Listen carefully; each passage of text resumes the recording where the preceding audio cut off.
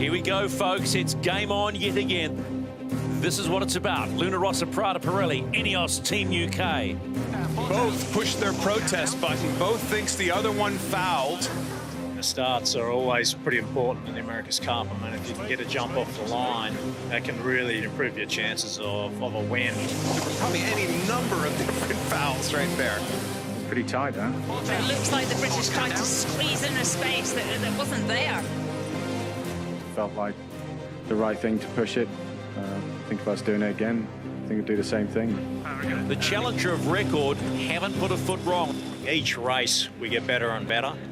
This is a big moment. 5-0. I think the package is going well. And they have done it once again and left INEOS Team UK in their wake. We want to take this series all the way, and you know we still got our sights on winning this. If you're watching this in the middle of the night in the UK, you will be pretty happy about this. INEOS Team UK in race 6 are leading Rossa Prada Pirelli.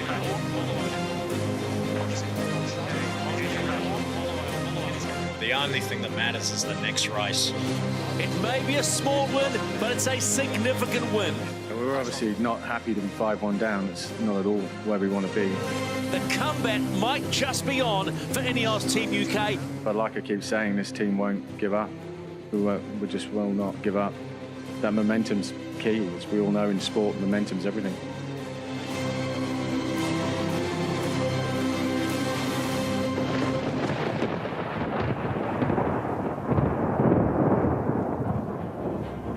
Kia ora koto katoa, a warm welcome to Aotearoa, New Zealand, and Tamaki Makaurau, Auckland, home to the 36th America's Cup.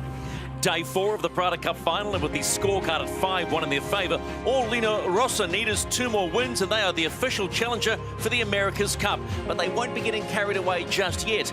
Ben Ainsley and INEOS Team UK rediscovered their mojo yesterday and sailed to their first win of the regatta, opening the door for the comeback. And if anybody knows about comebacks, it's that man, Jimmy Spittle. He'll be looking over his shoulder. It's desire versus desperation today on the 4th day of the Prada Cup final. A desire by Rossa to get the job done. Desperation for INEOS to not see the campaign finish. Either way, whoever wins this first to 7 race series must face the defender Emirates Team New Zealand in the match come March 6. Today, race director Ian Murray has decided course A is the preferable course for racing, a course less affected by the land. In race 7, INEOS will have port entry, Rossa starboard. The points table makes encouraging reading if you're a fan for Rossa. 5 wins in the bag, only needing 2 more to send INEOS back to the hangar to start the pack-up. INEOS must win 6 of the next 7 to make the match. Yet another day of nervous tension for both teams, and to deliver what will unfold 3 Olympic gold medalists in commentary in the form of Paul Goodison in the helicopter, Nathan Outteridge on the chase boat 1, Shirley Robertson, who sits beside our Commodore and president of North Sales and former America's Cup helmsman Kenny Reid. Kenny, the Italians will be keen to win today. Well, we have 3 major factors today, the 2 competitors and the weather may be the key. So if you're Rossa Prada Pirelli, you've certainly had the conversation, and it goes something like, boys, let's get this done today. And maybe the final day that the weather's predicted to be right in the Prada wheelhouse. They don't mind the breeze, but their advantage is in the light, and in the next 3 days could get really windy. The British dock out today knowing that without a win, this will be their final day in the 36th America's Cup. Everything is on the line. Despite the odds, though, belief is still high. That win yesterday really fueled the confidence. There's a firm, unwavering trust in their leader, Ben Ainsley. As we watch them leave, know that this is a team of men who will fight hard till the very end. And as we know, winning is everything. There is no second, and as we saw yesterday, you've got to get your start right, because that goes a hell of a long way to victory. Feisty starts. And as the boats approach perfection around the race course, the starts have become even more critical. And yesterday was the prime example of this. A near collision, fouls over early, penalties being burned off halfway up the race course. Surely the start is turning into everything. There are no passes at this stage. Kenny, we are yet to see overtaking in this final. The start is must win. Achieving that requires such high levels of controlled aggression and precision in execution. This is a masterclass to watch, and I can't wait to see what today brings.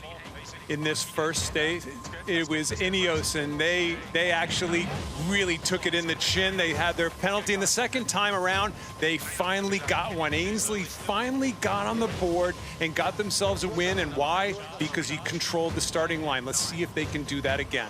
So coming up, races 7 and 8 of the Prada Cup final 2021.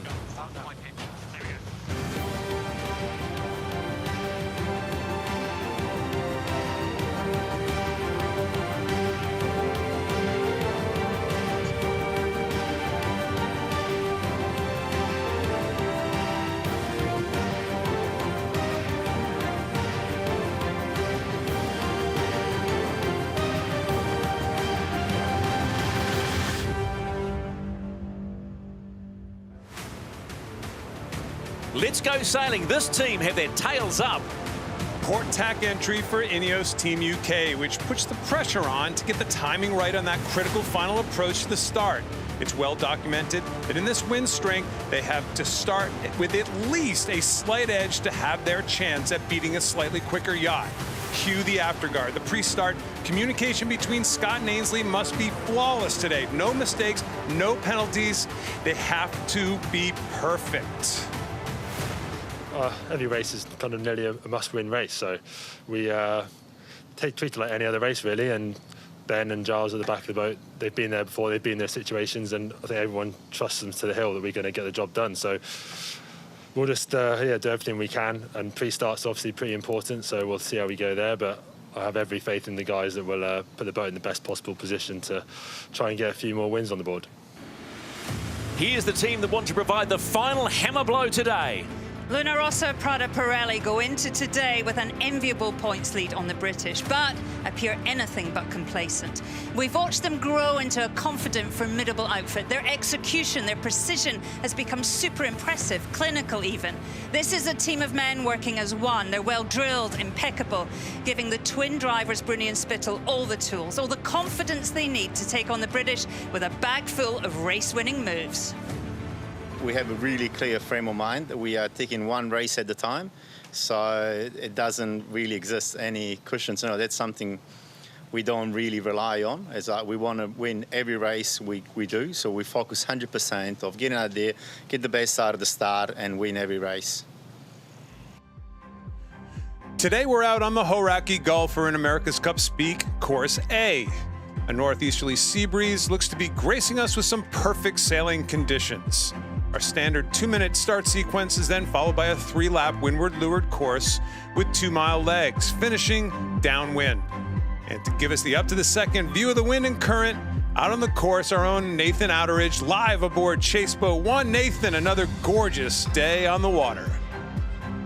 Yeah, thanks, Kenny. It's a beautiful day out here right now. We have a building sea breeze currently around 12 to 14 knots. And as we can see with these amazing virtual eye graphics, the current is going out.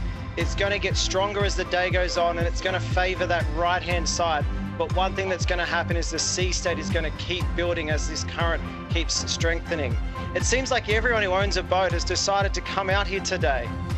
You know, as we watch the racing, you can almost walk actually from the top to the bottom of the race course. That's how many boats are out here. There's kids jumping in the water, there's people fishing. It's just a beautiful day out here in summer. And we've also seen the Defender, America's Cup defenders, Emirates Team New Zealand, doing laps. They look really fast, really polished. The stage is set, the weather is perfect, and we're about to witness another great day of racing.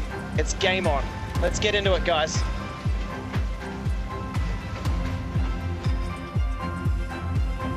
Here we go, race 7 of the Prada Cup final. INEOS Team UK, Rossa Prada Pirelli, almost perfect conditions, a building wind.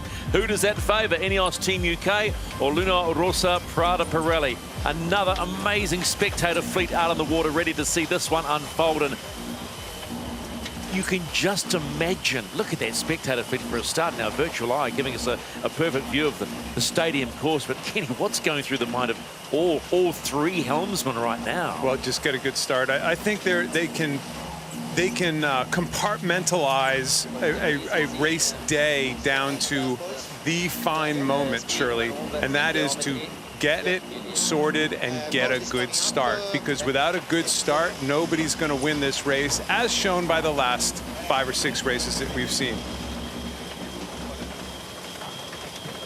Coming up here, upwind sailing, upwind sailing. I was looking at the wrong mark. Okay, good there. Just a fast mode here. This is the race committee. The wind sampling period is complete, and this race will start on schedule. We are a go.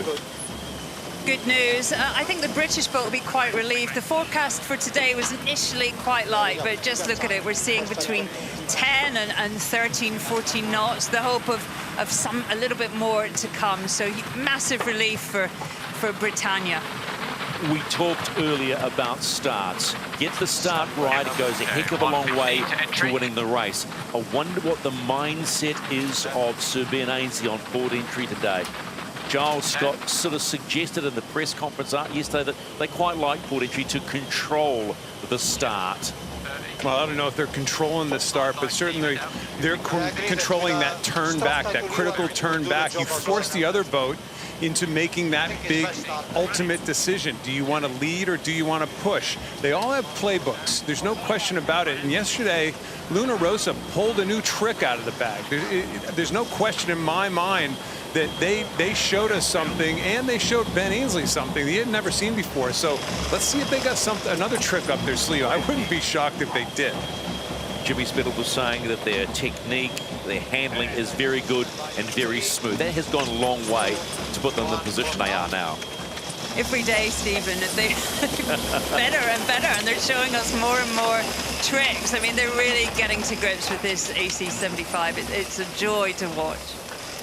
2 minutes and 19 seconds counting to port entry. That will be 2 minutes and 10 seconds for INEOS Team UK on port entry. And as you can see, they are flying in at something like 41.5 Ks into port entry. And then they come. Look at the right-hand side of your screen. 2 minutes that Luna Rossa Prada Pirelli allowed into the pre-start. And as we keep saying, it's all on right here. 2 minutes to decide who gets the start right. A little different move right away by the British, by going really super deep down into the box. Shirley, again, these are not just random plays we're seeing right now. For the viewership around the world, we're seeing sailing like we've never seen before, and these pre-starts are the perfect example. Yeah, I agree. There's no winging it in these starts. This will have been a play that they've discussed and practiced. Killing 50, 16 to boundary. Okay. 15 to crossing here. If he joins with tank. Yeah, one board down. 1 board down. Yeah, probably tanking here, Timmy. Copy that. Tanking here. He's on committee lane like that. No eyes on him. Yeah. Stoking here. Starboard lane 5 is 2. 3. So you can already hear on board Prada that they were anticipating where their competitor is on the race course, where they are on the lay line, which is that straight line back to the starting line in the upper left-hand side of our screen. Here comes that push. Time and distance to the start, critical. Luna Rossa Prada Pirelli have been almost masters at it. What's on? No lower, no lower. Yeah, he'll be late. We've got a little bit to defend. Up a little. Ready to trim up here? Got us racing at the pit. No, we're racing. I'm really surprised that Luna Rossa gave up that distance, Shirley. That seemed like distance they didn't need to give up. Full speed, boys. Build here. Should be good here. Got you just on time. Maybe just a little kill to do here. Little kill. Yeah, down a touch. Full focus on speed here. 11, 10, It's 9, charging big time. 8, high pitch. Let's go all the way. Trimming up. 5, 4, 3, 2, 1. Okay, lefty Start. face, Your pitch. yeah. Race 7, Prada Cup final is underway. No argy-bargy, clean by both. Same now. I was very surprised that Luna Rossa gave up that distance to windward as early as they did. I thought they had a chance to kind of hang up there and start further gapped off to whether this is a very vulnerable spot for the Italians. It looked like a moment of slight indecision. They thought maybe we'll go for the hook, and then realized it was too late. Nathan, you're right out next to these boats right now. Are you surprised that they dove into this position? But it seems like they're hanging pretty well right now. Yeah, I was going to say, I think we've all discussed that they gave up a lot of leverage there, but they're actually doing a great job. We're just next to them, hanging on the hip. They're going to try and take this all the way to boundary. And lots of flashing now, so both boats about to tack, and it's all about your exit of this tack for these two boats. I'd expect Luna Rossa going to put the high mode on him pretty quickly and try and squeeze him out. Very well done by Spithill that whole way across. They were in an incredibly vulnerable spot up to the helicopter in the sky. Paul Goodison, were you surprised that Luna Rossa could hang in that spot all the way to the boundary? Yeah, a little surprised they managed to stay in there as well as they did. It's going to be interesting going across here with the setup we have today. There's going to be a bit of a right bend around Rangitoto into the channel, so we'll expect a small right shift as we get over here, and I'd expect it to become quite difficult for INEOS to hang in on this this long port tack. Any time here to attack. 2, 1, board down. From the hunter to the hunted, that whole starboard tack line out there to the boundary, and INEOS was seemingly in control. They couldn't shake the Italians, Shirley, and all of a sudden the Italians really have the upper hand. Italians on the right-hand side. We heard in the comms before the race that there were some options on that side. The outgoing tide as well is stronger on the right-hand side. So at the moment, well played by Jimmy Spithill and Francesco Bruni. You would almost call that quite a composed start. Didn't win the start, but very composed in getting to do what they wanted to do. I think they had a fair chance to lose this start, and they really kind of salvaged something out of nothing there. That was really quite impressive. Nathan, it kind of shows that high mode that we've seen with the Italian boat from time to time. That was kind of special what they did. Yeah, very special. But man, they just stuffed up their tack there. They just had a bad tack, big splashdown. Looks like they've been able to get back up on the foil, but they tacked right on top of INEOS there. But yeah, Kenny, they have recovered. They've got quite a good control in this race. But what you're talking about is that high mode they have is very powerful. You know, to be able to live all the way to the boundary like that was very impressive, and that's a mode that INEOS don't seem to have in these conditions. Yeah, we're seeing this splashdown that you were just referenced, not the smoothest tack in the world, but I guess if you're going to have a bad tack, you have a bad tack right on the air of your competitor. You know, they have all places to have a bad tack, not so bad. So port tack by Luna Rossa Prada Pirelli. Are we seeing subtleties, small signs of a little bit of pressure being told? Well, Goody, as we look down right now, we were looking at 12, 13 knots of breeze, but it sure doesn't feel like that on the water. Could we have had a little bit of lightening of the breeze, or is it still okay? I think it looks a little lighter in general than it did just before the start, but there's quite a distinctive tide line that just went straight through the middle of the start. A real clear definition in the watercolor change between the right-hand side and the left-hand side. So you'd expect to see the boats on the right just get a little gain upwind. Okay, got it. This is the first leg of 6 in the 7th race of the Prada Cup final. Luna Rossa Prada Pirelli with a slight lead at this particular point in time, leading this regatta 5-1. They only need 2 more, but big day today. A huge spectator fleet out on the Hauraki Gulf, but this is a monster day. Yeah. Okay, pressure building in 3. Speed's good. He's not going to lay, right? Copy. No. Then we just follow him left. No obvious reason to early jibe other than the split, Ben, pressure-wise. Yeah. Copy, mate. Just keep pushing here, boys. Try and get back in. 3, 2, 1, board down. If you're a British fan, that is not a sight you want to see. There's no question about that. A dominant positioning by Luna Rossa, and one and into the left gate to the gate at the bottom of our screen, and INEOS is going to have to follow him right in. Luna Rossa going through the top gate for the first time in this 7th race with a lead on INEOS Team UK. That despite a poor tack halfway up the course. Down and up they were, and down they go on the first downwind leg. My wheel. Yeah. Copy. In comes INEOS Team UK. 1, down hard, easy. Yeah. Okay. Small margins at the moment after the first gate, 16 seconds. Definitely better down this boundary, unfortunately. Yeah. Okay. We're already talking, Shirley, about chances to split, places to split.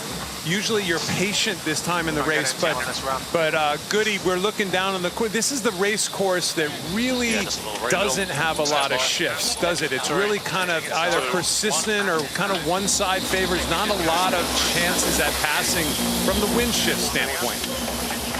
No, you're right there, Kenny. It's very much as just a stable breeze across the course. We're seeing slightly softer on the right-hand side of the top, but in general it's just right shifted at the top and left shifted at the bottom as it just bends around Rangitoto and goes back on the channel. We're seeing pretty stable pressure here. I think it's going to be a boat speed race from here on in. Okay, main on, 31s. Yeah, just reading 12 knots still, but we fully powered up, boys. It's a lot lighter, Kenny. We're seeing readings of 8, 9 knots at the top of the course. Going well the boat here, guys. Let's go on board Luna Rossa. I like to be slightly fast, like we are doing is good, Pietro. Yeah, righty face. Eventually I will take the trouble and you check, but so far I think we stay. He stayed, we stay. A little bit of a rebuild, small rebuild. Watching Francesco Bruni look behind him at the competitor quite a bit. I mean, You beat me to it. Is that the first time we've seen him look behind? Well, it probably is, but it also shows a comfort that they have in sailing their boats. I don't think, I mean, go back to watching, you know, Goody and American Magic and Dean Barker holding on for dear life on that boat for sometimes, Goody. These guys are just kind of out in a walk in the park, it seems like. They've really gotten control of these animals, these AC-75s. Yeah, for sure. It's quite forgiving conditions at the moment. This 10 to 12 knots are probably where the boats are the easiest to sail. A little less than this, it gets a bit stressful.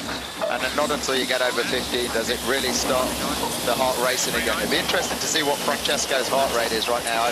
I heard a rumor that it was slightly higher than Chris Brittle's the other day, which made me chuckle. Okay, pressure's coming. Yep.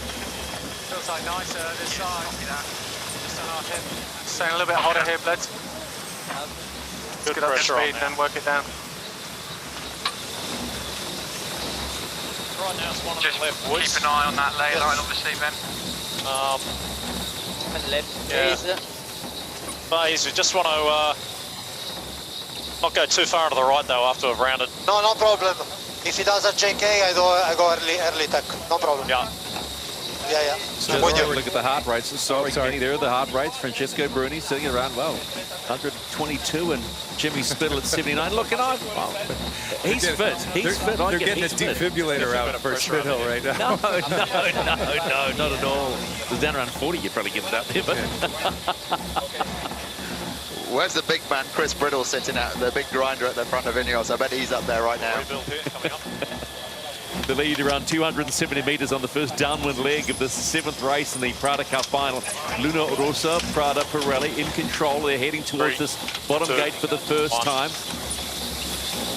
Nathan, you got to be thinking a split at this stage, right? You got to be thinking something, because I don't think you're going to beat that Prada boat just by following them around the track and being patient at this stage. What do you think?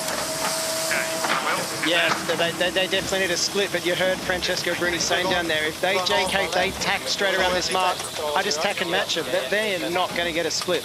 Prada is not going to allow a split, so they can try as much as they want, but it's not happening.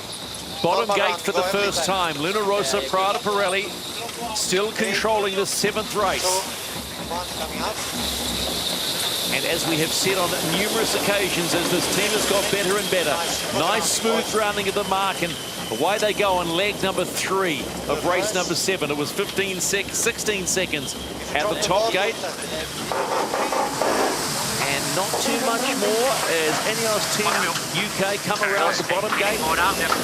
Maybe a 5-second game and not the best drive around by INEOS Team UK. 21 seconds the deficit.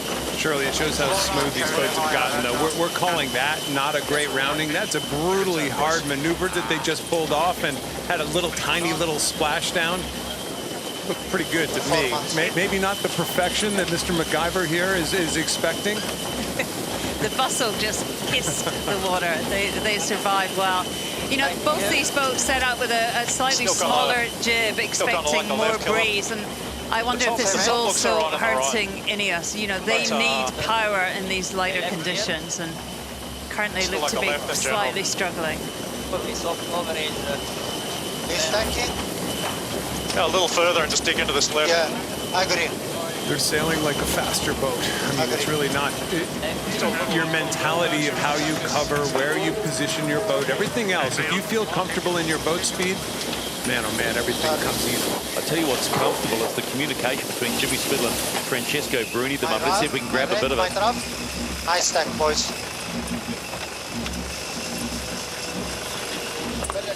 They're tasting the blood in the water, Shirley. I hate to say this, but just you can hear it in the tone of their voice.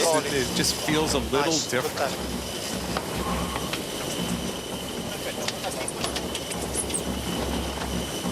I think we keep doing this soft coverage, protecting the left in general. Yeah, copy. Ben Ainsley admitted in the press conference yesterday that if the breeze is under 30 knots, no rush. Even if the it's a challenge. Would one be so bold as say, was that good balance the white flag at half mast? No, I think he's trying to be a realist, and you know, the rhetoric kind of fits the crime here, so to speak. You know, they're looking for some rallying cry to be the underdog, and these guys are saying, no, both boats are the same speed, no big deal. So again, the rhetoric kind of fits what each of them have to talk about. Well, the response by Jimmy Spittle is, I'm happy with the boat in all conditions. That was it. Say no more. Luna Rossa Prada Pirelli. Nothing to worry about. As you can see here, Francesco Bruni, top right of that screen. That bow camera. Oh, gosh, I love that shot. Stand by in 3. Holding 1. We go a little bit more so that we secure the one and in after. Right mark and early jump. Stand by in 3, 2, 1. More down. Out to Paul Goodison up in the helicopter. They're talking about two things, Paul. They're talking about the left side of the course all of a sudden they like a little bit more, which is interesting. And then the other thing is they're talking about the geometry of the race course already, how the geometry works and how many tacks they're actually going to do into the top gate. Can you just take people through how that software works? Sorry, just getting stuck on. Yes, you have a software up in front of you of how many more tacks before you make the gate. And really smart call there by the guys on Prada. They were just about to tack. They realized that if they went another 50, 100 meters, it opened up one more tack before the top gate after the one they were into there. So it just means that they're securing that it's not costing them an extra maneuver before they get to the top. And just looking at the course, even though the tide's turned on the right-hand side now, it still looks like this left side is just more consistent pressure, more even. It goes a little bit against the right shift at the top of the course, but it's, I guess as the breeze gets lighter, it's more about the slight bit of extra pressure rather than the shift. That was the voice of Paul Goodison, gold medalist, mainsail trimmer for American Magic. He's in our helicopter, our eye in the sky. Nathan Outteridge out on chase boat number 1. As you see, we're following at the moment and going on board with INEOS Team UK, who are having to be the hunter right now of Luna Rossa on this third leg of 6 and race 7 of the Prada Cup final.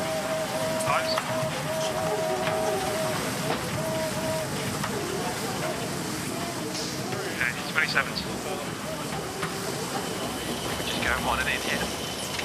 Okay, boys. And 3, 2, 1. Here we go.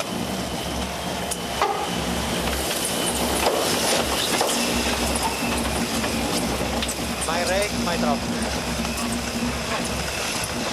Just look at the engine room do its job. I think you were the one, Kenny, who said earlier with these tacking chills, those boys are absolutely knackered by the end of a race. Yeah, the grinding world championships, we called it a week or so ago. It's really, it's a different world. They're pumping hydraulic fluid for the most part and accumulating hydraulic pressure, so everything from the water line up can be trimmed properly. So we do right gate, potential early jibe, boys. But let's settle first, okay? Just so good when you've got 14 microphones and 10 cameras on board each boat to know exactly what is going on. And you heard Francesco Bruni telling everybody around the world exactly what they're going to do. Luna Rossa Prada Pirelli halfway through this 7th race, getting one step closer. Good course. To the match. It's not done yet though. So half distance completed. Leg number 3 for Luna Rossa. Maybe out of jibe before him. Around they go. For sure, yeah. Nice and easy. Sunday afternoon on the harbour. Nice stretch out here, Shirley. And I'll tell you what, Mr. Bruni's, for a guy whose heart rate is at 122, sounds pretty calm, cool, and collected to me. It's actually phenomenal. They are just stretching this lead all the time.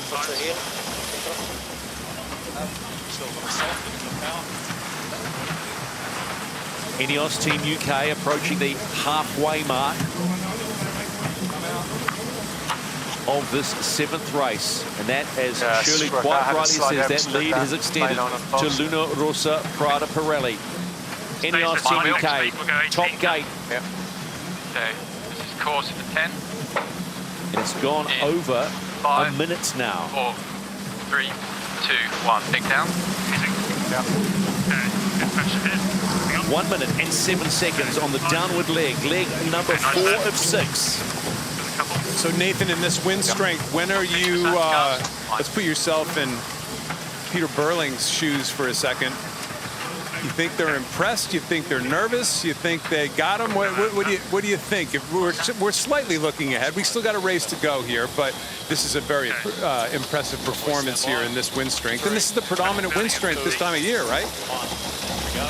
It is the predominant wind strength. 10 knots is a pretty nice, light sort of sea breeze that we get throughout the month of March. There's a great question, what are Team New Zealand thinking right now? I know that this series is not over, but you asked me the question, and for the hour before racing, Team New Zealand were doing laps and pre-start practice on this race course. They're now actually off to the left of the race course. They're up near Tirri sailing themselves. So I thought that they were going to stop and watch this race and observe. I guess they figured they'll watch the broadcast back and get all the details from our brilliant commentary. But right now, they are out there right now doing their own thing, improving themselves. So I don't think they're really watching that too closely today, but for sure that they know the boat that will be coming up against them, and they'll be getting prepared for that. Give yourself a wrap, pal. You've got to talk it up when you can, don't you, Stephen? In general, Goody, you've been looking at these mainsails for a long time, more than any of us. When you look at Prada's aero, when you look at their sail plan, what do you think? What do they have? It just looks super smooth. They obviously do a really nice job of the seal to the deck. There's a little bit of a theory that they have a boom underneath the deck that's disclosed to hide everything on, but the way it seals to the deck is nice. But the big thing is it's not just the bottom meter that's important, it's a whole sail, and they do quite a nice job of generating power when they need to and flattening the sail plan off really fast when it's required. But I think what we're seeing out here right now is that out of the two boats, they have similar area sails, but the Italian boat just manages to deal with having slightly less power. They just look a little bit more slippery through the water and don't look like they need to generate those big cambers to power the boat forward, whereas INEOS looks just really underpowered at the moment. They're the guys who you see with the smaller jibs on seem to suffer earlier, and I think that's what's the difference is right now. Better pressure now.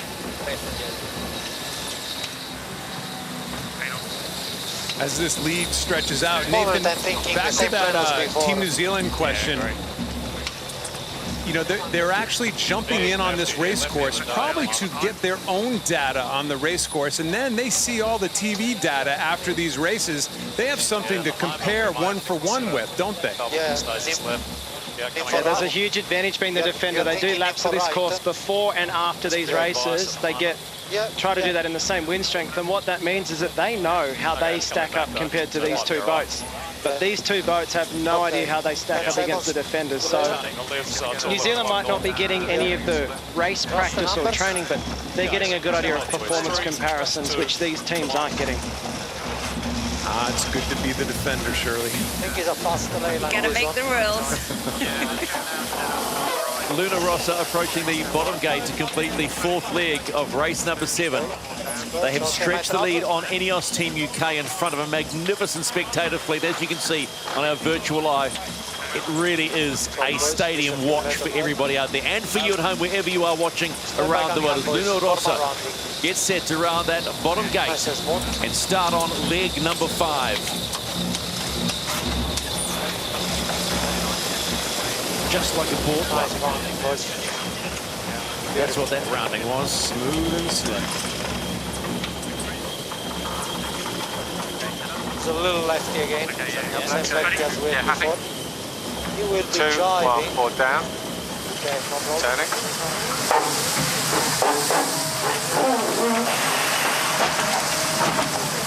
Okay, wheel. 35.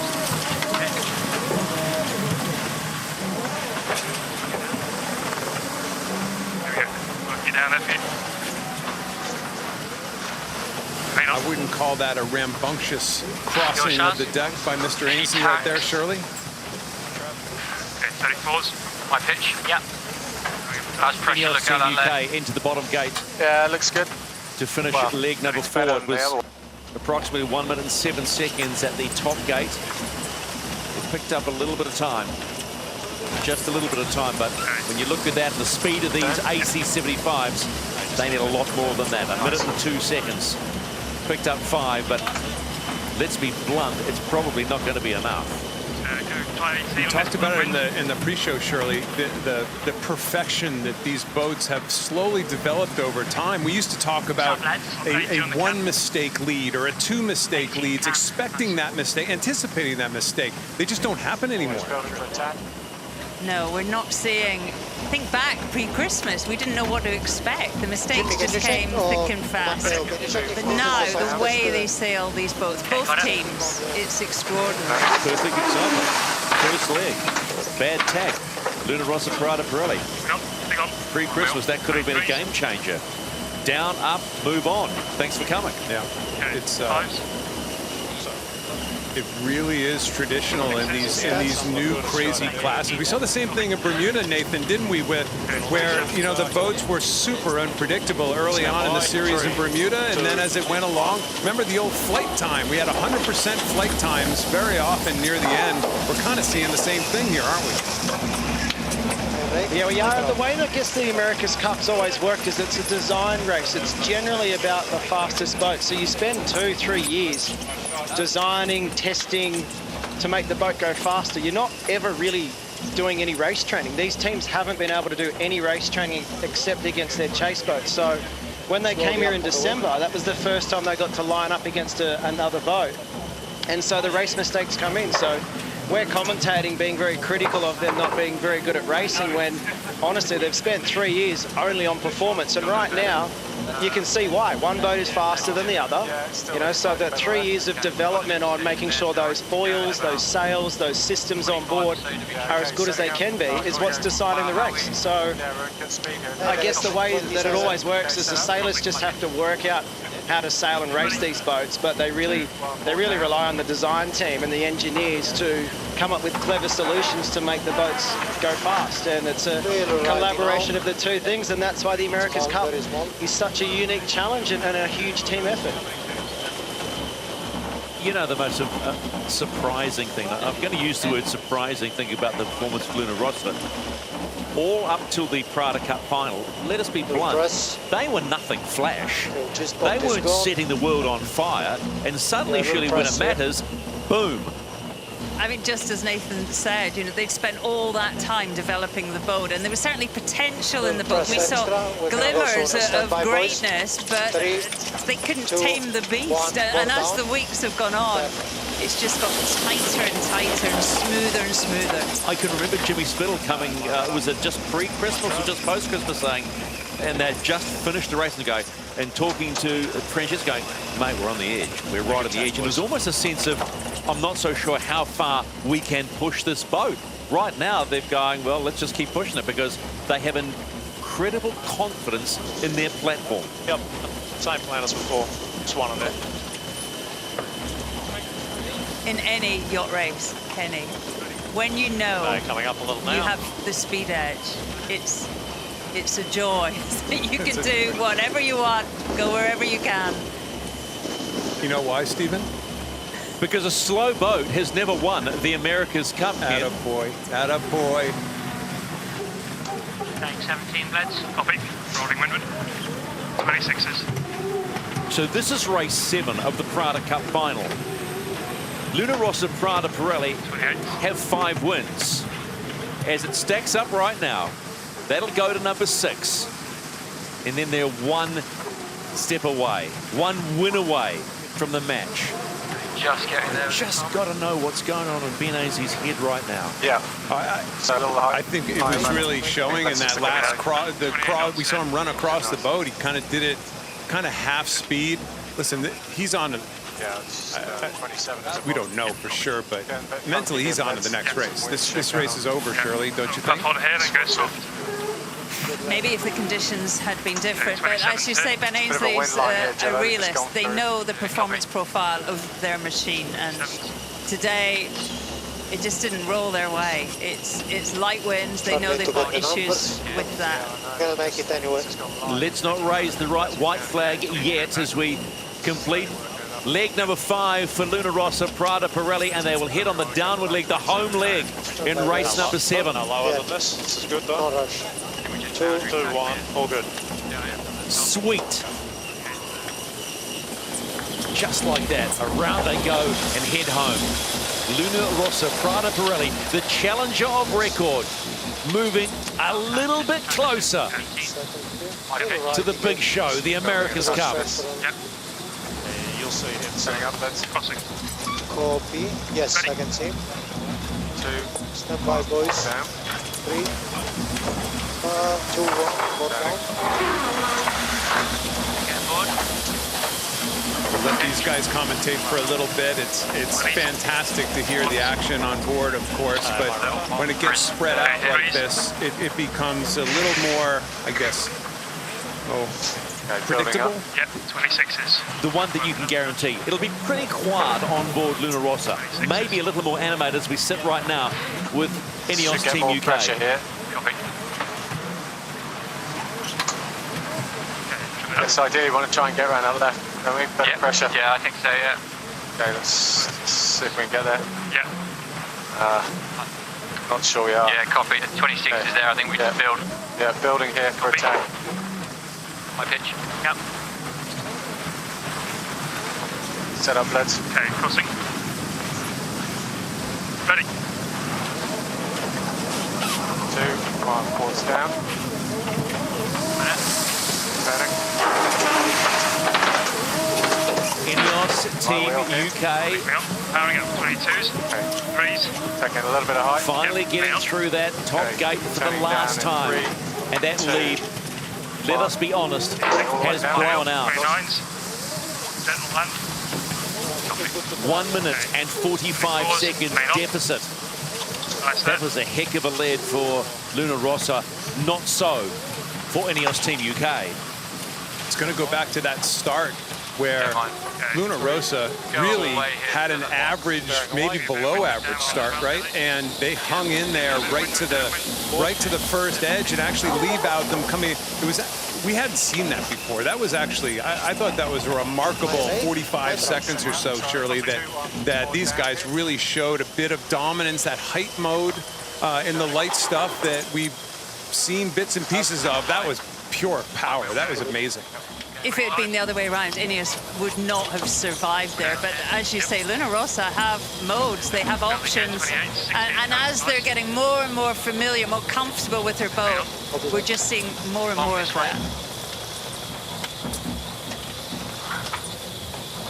Goody, final leg. What are you seeing from the helicopter? What's left in this race? Just looks like it's getting lighter. It looks like it's almost over, I think, unfortunately for the INEOS guys in this race. They got to look at the next race and fingers crossed the breeze builds a bit. I think they were a little unfortunate with the more pressure before the start, talked them into the smaller jib, and they look like they're paying for that a lot harder than the Italian boat. Again, the most critical part was how well the Italians held the lane out of the start. It just really showing up the difference in performance between the two boats in these lighter conditions. Goody, you were part of American Magic for nearly 4 years. You know, how hard do you think this day is for INEOS, knowing how much effort has gone into it all?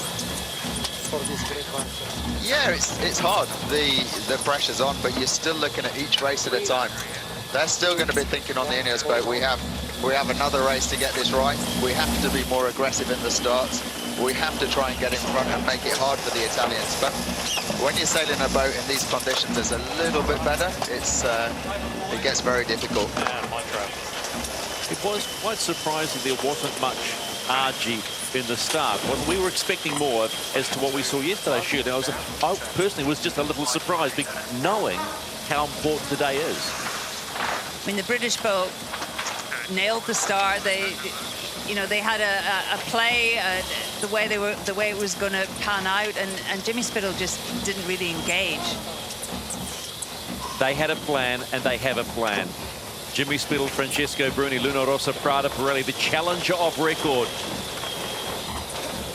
And they are about to win race number 7 of the Prada Cup final and take a 6-1 lead in this regatta.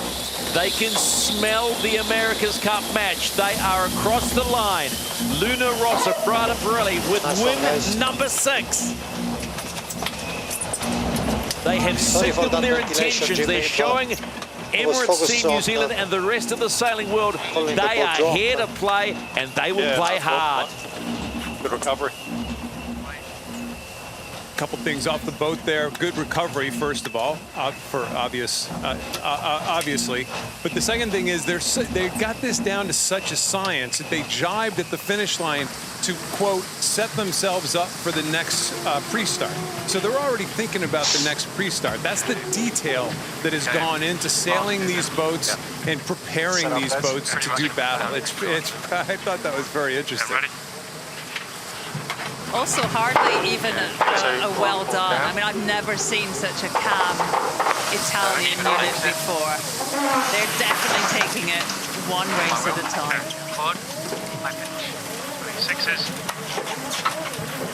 There won't be too much chat on board INEOS Team UK. In fact, look at the body language of Subenense. He just pretty much just ambled across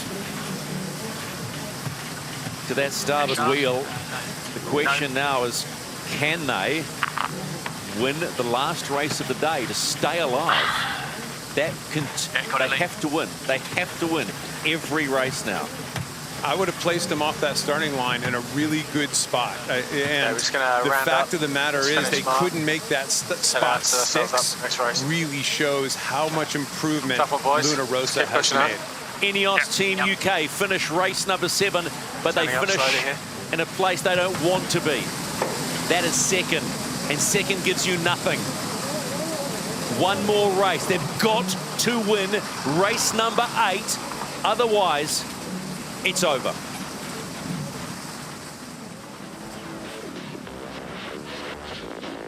A beautiful day on the Hauraki Gulf, that iconic Rangitoto framing the race course. And here is the final result. Luna Rossa, Prada Pirelli win race number 7, take a 6-1 lead by 1 minute and 45 seconds.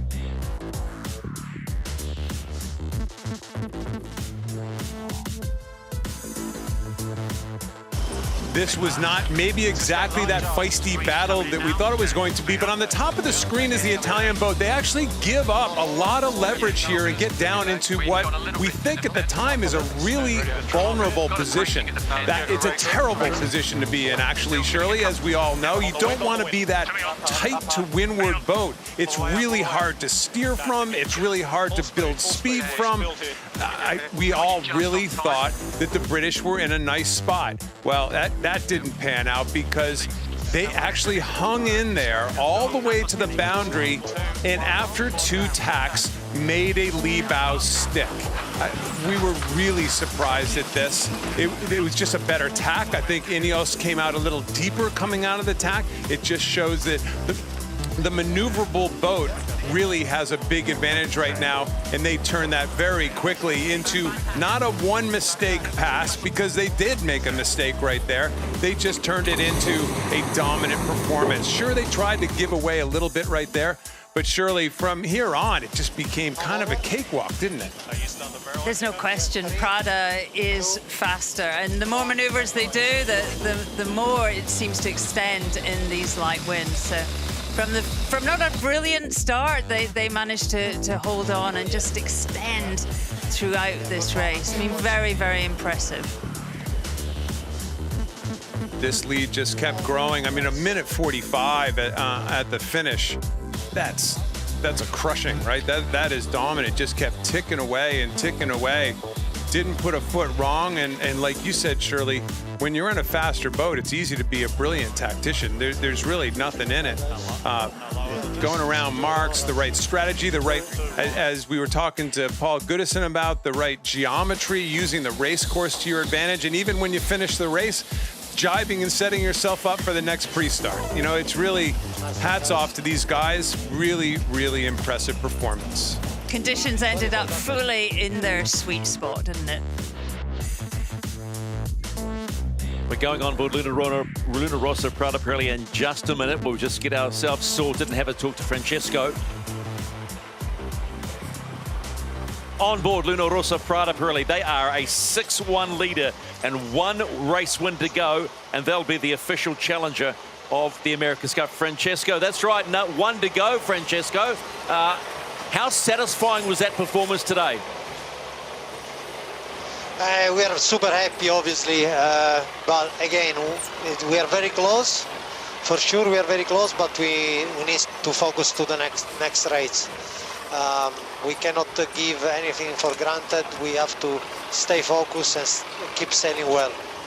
Francesco, congratulations. It looked in that wind speed like you had all the tools in the toolbox. You could go wherever you wanted and have any kind of mode. Do you know, how confident are you in this, that you just have the edge?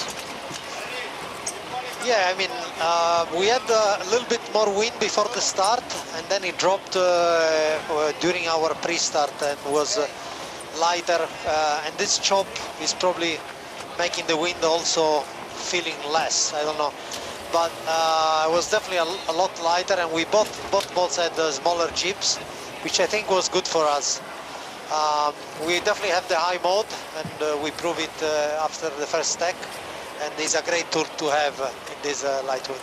Grazie, Francesco. We'll talk to you after race number 8. Thank you. Let's go on board INEOS Team UK, Sir Ben Ainsley. Ben, where to? Where to from now? Got to start, win a race, win the next race. Got to win every race from now on in. Otherwise, we're out. So it gets pretty simple. Ben, the breeze obviously dropped a little bit, probably a little bit more than you guys thought. Both boats were probably caught with a smaller jib. They just look more maneuverable when it's a little underpowered, don't they? Yeah, they're going about 2 knots faster, Ken. So yeah, it's pretty hard to race against that. There's, you know, their boat. Yeah, we know they've got legs in this breeze, and we've been trying everything we can to get on top of it, but clearly we can't.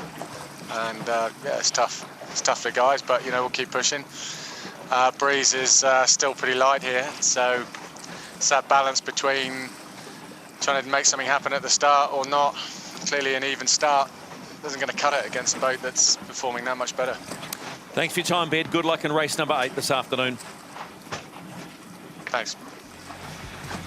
Understandably a disappointed Sir Ben Ainslie on INEOS Team UK. They've got to win every race from here on in. Let's just quickly take a look at the numbers and to see how it showed the win to Luna Rossa Prada Pirelli.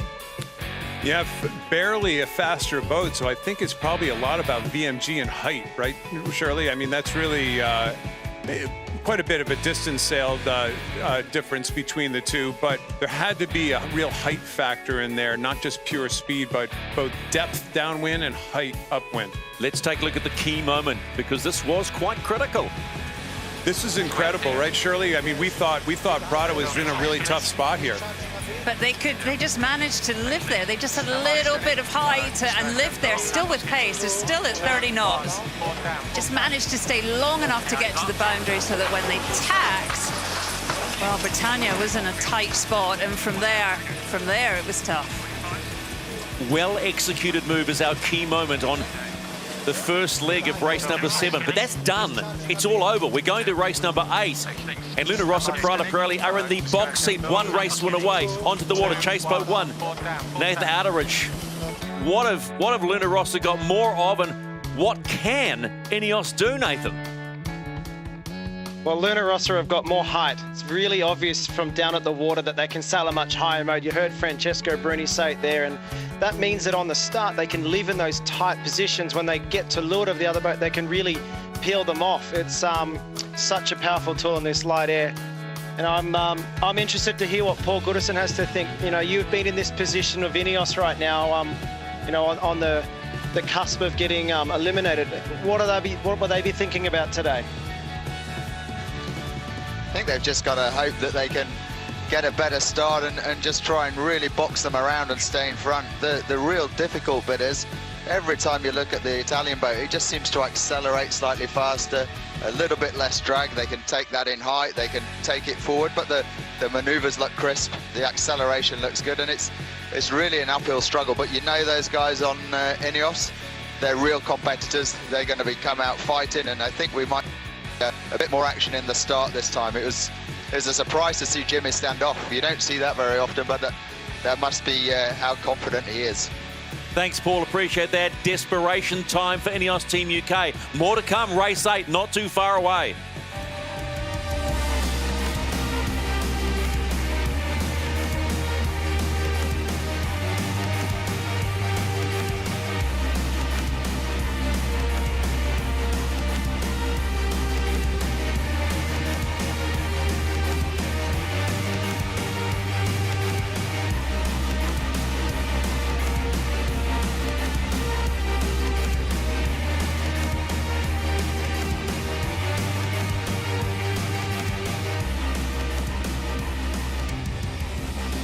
Beautiful day on the Hauraki Gulf, and it's a big day for INEOS Team UK. And like many kids, Bleden Mon dreamed of representing his country and turning his passion for sailing into a full-time career. His mum, a professional careers advisor, was supportive, but insisted he back that dream up with some professional qualifications. It was, as history can testify, a case of mum knows best.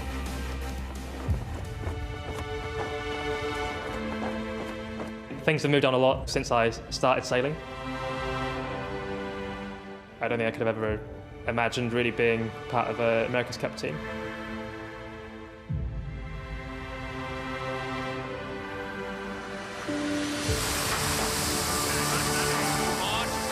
Yeah, very privileged to be kind of part of a Cup team, and especially part of a British team. Slightly better if we go about another 30 seconds. Still the same feature at Windward of North Head. Well, Mum was a careers advisor when I was growing up, so she kind of kept me quite grounded. And when I was kind of coming to the end of kind of school years, I was quite keen to become a professional sailor, and that was what kind of my heart was set on. But she made sure that I had a fallback plan, and that's essentially what led to me doing an engineering degree at Southampton. And yeah, it turns out that's been very valuable kind of going forward and being part of an America's Cup team where the technical side is equally important, if not more important, than the sailing side itself.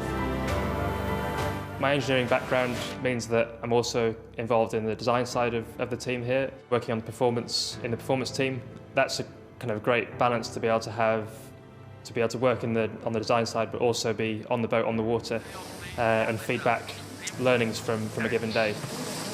Pressure coming back in 10. Yeah, it's a split roll, which is quite busy, but yeah, I enjoy it.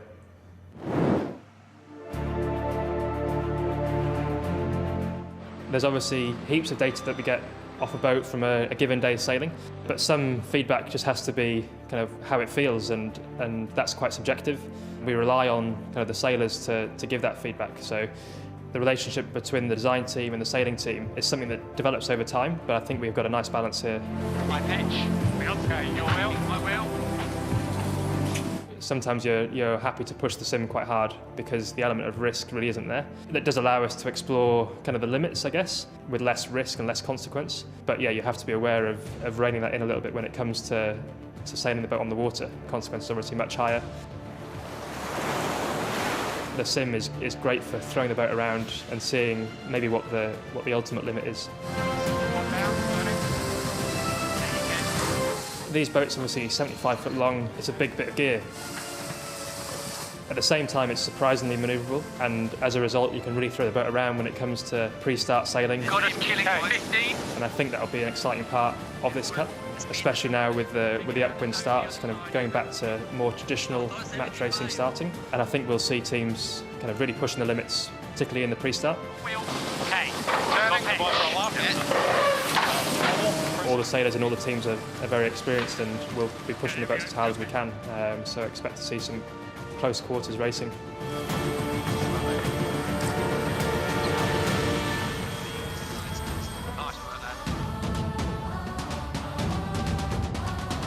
INEOS Team UK, what's going through the mind of this team? They have to win the next race, race number 8. Do not win it, and it's over. You can start going back to the hangar and thinking about going home. 4 years in the making. Can they salvage a race win in race number 8?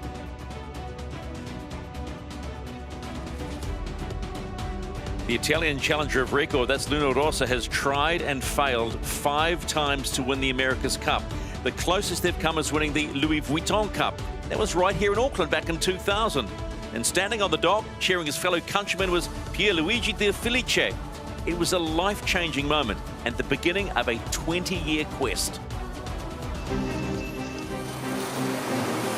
I think America's Cup for me meant a lot. We knew this was going to be hard, but this is brutal. I was here in 1999 doing a youth 4 and 17 World Champ with my brother in New Zealand. Came along the side of the bay, see the boat came in and say, wow, that's what I want to do. That's my dream. And from there on, I just chase it up. Race 6, Louis Vuitton Cup.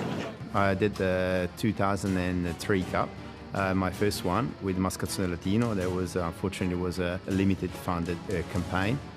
Got my foot in the door and had my experience.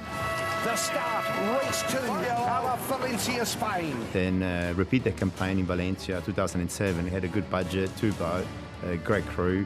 Just think didn't came together. Desperate time here on Luna Rossa, unfortunately. This is a big hill to climb. Then joined Luna Rossa for the 2013 Cup in San Fran. We're always going to be like the, let's say, satellite team for Emirates Team New Zealand, help them out, you know, and building the team for the next up.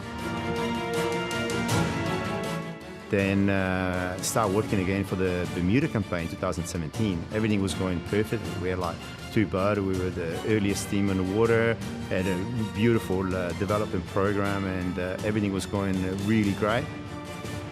Oracle Racing changed the rules, modify all the protocol and change the rules for the yacht. And the yacht was not anymore a 62-foot yacht, it was a 50-foot one design catamarans with one design hulls. And for us, it was obviously devastating, but that's what it is.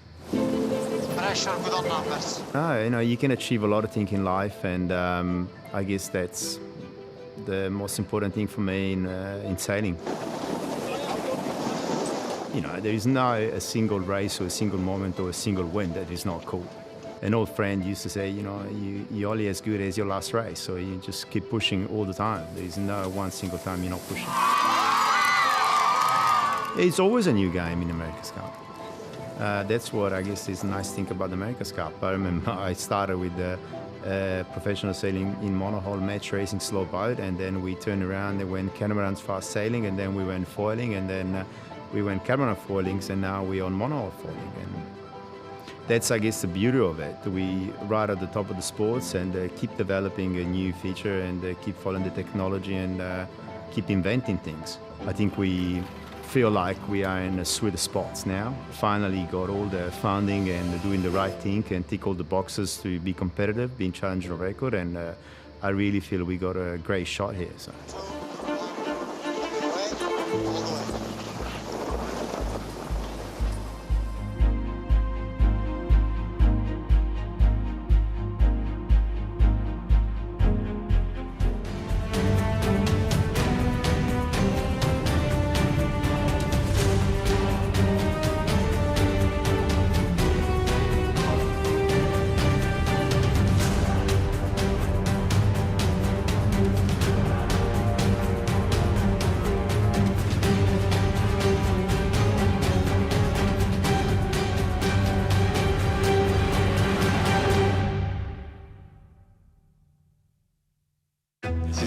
In any sport we play, it's crucial to know the rules of the game.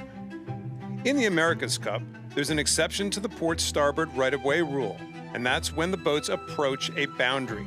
You can't force a boat off the race course. When the boat's within 115 meters of the boundary, it gains the right-of-way and the right to tack, even if it's on port tack within that zone. In this case, blue would normally have the advantage, but it has to play by the rules, and blue has to give way.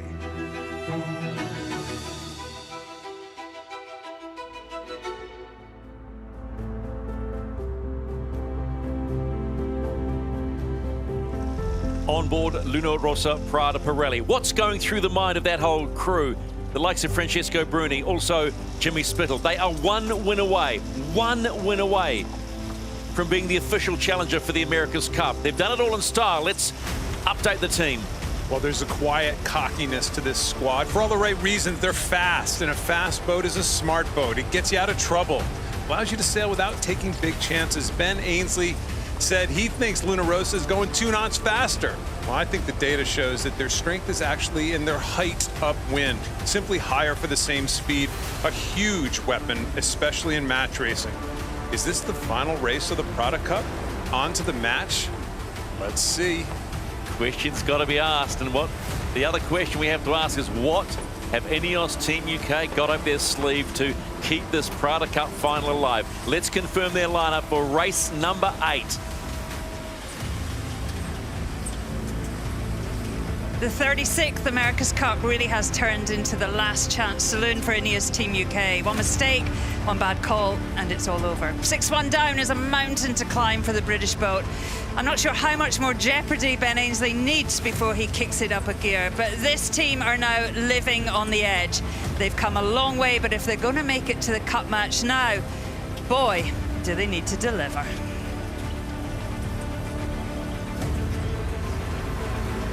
Race number 8, Luna Rossa Prada Pirelli, INEOS Team UK.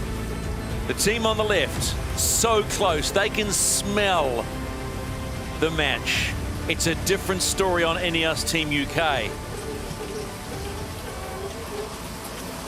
It must be an incredibly hard feeling to be on that boat, knowing now you have to win every race to make it to the America's Cup. Let's go up high with Paul Goodison. There was a suggestion, Paul, while you're up in that helicopter, that Ben Ainsley might be a little more brutish in this start. I think it's got to be. There's not many options left. You see now they've pulled up the J1, the biggest size jib. You're looking at wind, and it doesn't really look much different from the race before. So it's a real tough situation. You're there knowing that you've probably got a speed disadvantage and knowing that it's going to be one more race and it's all over. You've got to try and make something happen. I think we're going to see some fireworks in the start, but it's going to be really difficult for them from here. Let's go to chase boat 1. Nathan, what are you calling right now? What are you feeling? Well, I think you're right, and everyone said it. Ben's going to have to get really aggressive in this start, but you know, his back is up against the wall for multiple reasons. He's in a slower boat. He's down 6-1. Just got to pull out some magic to get this one out of the bag. So looking up at the course right now, I can see Prada's sitting in the water, just sort of waiting for their time run to get into an entry. INEOS are on the foil, already sailing. The breeze has maybe come up a click, but it's still below 11 knots. So, you know, it could be a tough race coming up here, but never write Ben Ainsley off. You can't find magic, though, Shirley, can you? I mean, these guys have been slowly but surely tweaking this boat and making it in a boat, you know, from the Christmas regatta onto the round robin series. Everybody knows the miraculous turnaround, of which they deserve all the credit in the world. But it kind of feels like a dead end right now. Like, what else can you do? I think Paul said it best. You got to do something so special in the start that it puts the other person in an impossible spot. And we know that it's really, it's easy to say. It's almost impossible to do. I mean, I can't think what he could do to Prada, which would stop them. They, you know, they have pace to burn. But saying that, I think the British unit are not going to give up without a fight. One more race to go. Ben Ainsley, you know, he can be ferocious when he wants to, and he's going to have to deliver something very special in this final, potentially final pre-start. Race 8, not too far away. The Prada Cup final 2021. They got to try to get to tomorrow. Let's turn up. That's their whole goal here. Get to tomorrow, because all of a sudden the breeze is on. And when the breeze is on, we know how unpredictable this can be. We've seen crazy things happen when the breeze is on. So they got to figure out a way to get to tomorrow. That's their hope. For me, they've got to try and get them off the foils in this pre-start. You've got to try and do something major. You've got to try and go for the hook. You've got to try and force an error from the Italians. And for me, the only option is to try and get them off the foils. Obviously, they don't want to come off the foils themselves because we know how hard it is for them to get back up. But for me, that looks like the only hope at the moment. Yeah, got it.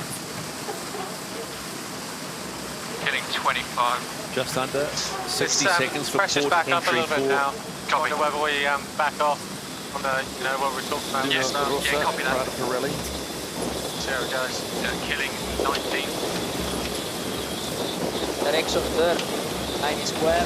313 on the box end. Trying to get a little strategy off of these boats. They're not giving us very much. It did sound like Ainsley and Scott were talking about something tricky. Let's give it a shot, he said. You never know, they might have something that they're going to pull out of their bag that we haven't seen yet. Cannon? Yeah, well, I would not hold anything back at this stage. If that's your shot, that's your shot. Shot across the bows, make it a big one.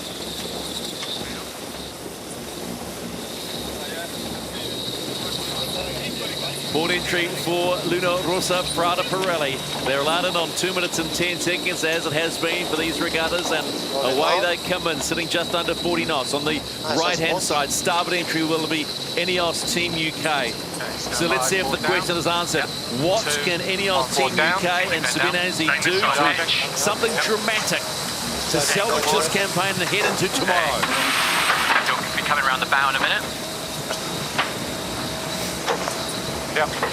All right, we haven't seen this before, Nathan. This is a little bit of a tighter lead push position than we've ever seen. So they might have some little trick up their sleeve. Just on starboard leg. Yeah, for sure. They're going to push hard on this. I think Goody's right. They've got to get them off the foils if they want a chance in this race. A minute.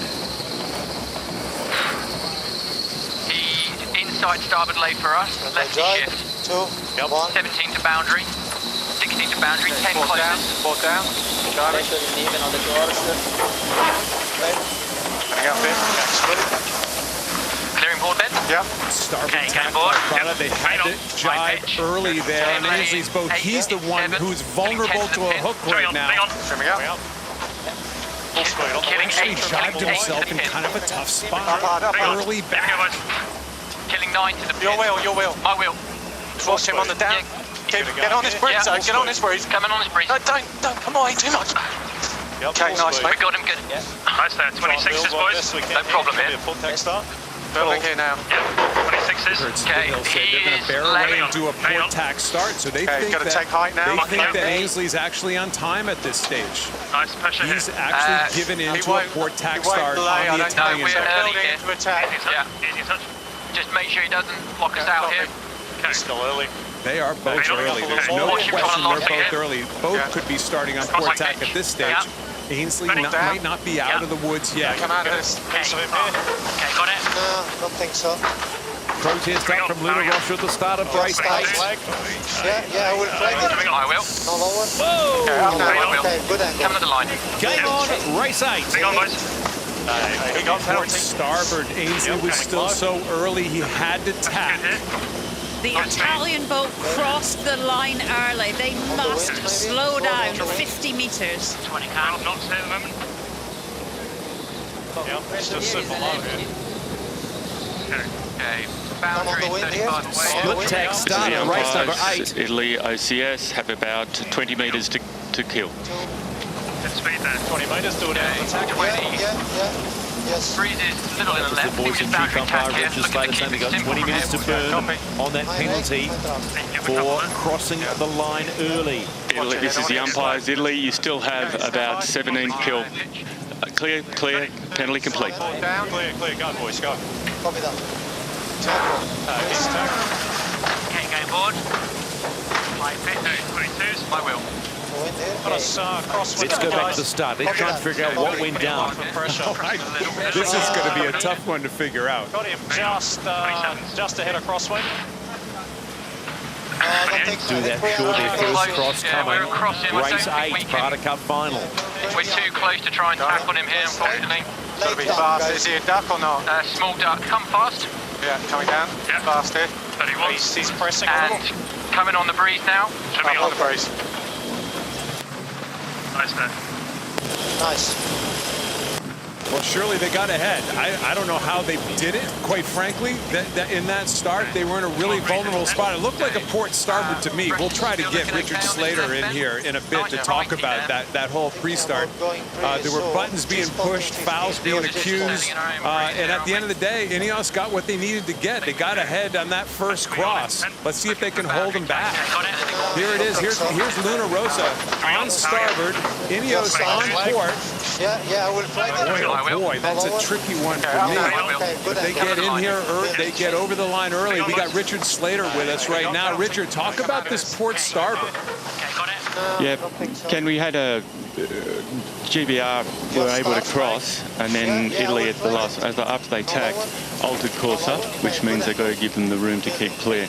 So we treat it as in our terms, a Rule 16 protection on GBR. So, Richard, aren't they allowed to start the race, though? Couldn't they head up to start the race? I'm not understanding your question fully, Kenny. They were allowed. Well, watch, they have to turn up to go start at the pin here. So, aren't they allowed to turn up and start the race at the pin? They don't have to go below the starting line, do they? They had to go through. No, they had to actually go through the line, which they did. So they started correctly, and then Italy's attack or change of course was what suddenly made it become a collision course. Okay. Well, we've had a change of scenery here while we were going, trying to figure out that start. The fast boat all of a sudden got fast again, Shirley. I think he'll go straight. Just want to try and build a little killer. Okay, yeah. Formas from now on, guys. Okay, we're looking 1 and in left here. Building in 10. So, despite the penalty, despite the protest, despite being behind, look who's leading on the first leg of race number 8. Luna Rossa Prada Pirelli.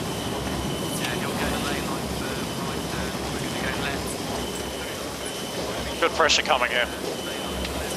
Little press again. Yeah. Getting a lefty. This looks good up there. The British team needed to do more. I mean, a 50-metre head start. It's not going to be enough, Stephen. My drop, good tackle. Aero mode when you can, boys. Well, we have been saying flawless, but the start was not flawless for Luna Rossa Prada Pirelli. Probably the first time in a long time as they head towards the top gate. The Brits come back on starboard tack here. This is kind of a final shot at this. I hate to say that so early in the race, but yeah, we can go right gate. Once Luna Rossa gets away, they just tend to extend. Yeah, no problem with it. It looks like an easy cross at this stage coming into gate number 1. So this is the top gate for the first time in race number 8 of the Prada Cup final. And it is Luna Rossa Prada Pirelli rounding the top gate for the first time. It's close, very close. But INEOS Team UK are going to have to be a lot closer. They're going to have to get past that very fast boat that's on its way down on the downward leg. INEOS around the top gate. Your wheel. Okay. Okay, powering up. BMG taking this pressure down this boundary. Doesn't look light for him over there. Yep. Keep pushing, boys. Just looking at the race course now as they head downwind, it does look like the INEOS guys are heading towards more pressure as they get over here. Luna Rossa do look a little bit softer, so I'd expect it to close up just a little bit at this next intersection. Be sailing into a little bit lighter breeze. 20 seconds here. Good gains here, lads. It sounds like the afterguard of INEOS agrees with you, Goody. And Nathan, down in the water, are you seeing kind of the same thing? Everything checking out? Yeah, it does. It does seem like there's a click more breeze over on this side of the course. We're rumbling down the boundary right now, and it looked like INEOS will make an initial gain, but now they've jibed, and now they have to go across to that other side of the course, which is a little bit lighter. And towards the bottom of the course, you know, Prada's going to probably make a small gain. It's still pretty close, but it's hard to imagine that this isn't going to play out the way that the previous race played out, with Luna Rossa just slowly stretching out. Just really smooth manoeuvres on that first beat. They didn't seem stressed at all when they were behind. They just waited, let the boat speed do the work for them, and they're back in front again. We're going to have to do something pretty special here, Jello. So. Copy that. Well, we heard the voice of skipper Ben Ainsley. We're going to have to do something special. They need some magic now. Yeah, copy. Still like the pressure here, Killer. Might be able to save a jibe on him here as well. I think Nathan was right. There was no stress or panic on the Italian boat when they got that penalty. Yeah, keep riding this out. They won the start, they came back, they got the first cross, but we heard Giles Scott saying we're not far enough ahead to lee bow or to tack on them. All of a sudden you lose control. You let the fast boat split. We were talking about it before, Shirley, that as a tactician, you just love having a fast boat. Kind of make you look smart wherever you go. Yeah, they needed a bit more distance there. Then they could have tacked on them and controlled them on the racetrack. The other word you mentioned too, Kenny, that has been so important, control. It's closed up. INEOS, more breeze. Look at the lead now. It's so close.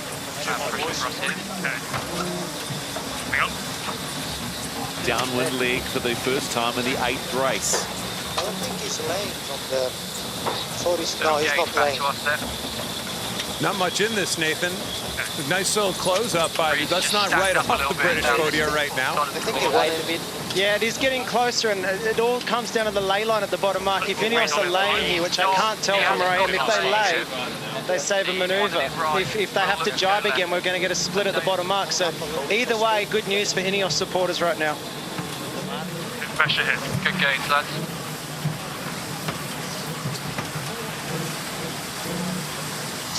They are going to get a split here. No question about it. Remember, this is not the gate that they're going through right now. That was the start line. Lay line on the boxes. The actual gate is to the right side of our screen. Just going left there, so you've got to be a little bit careful this one.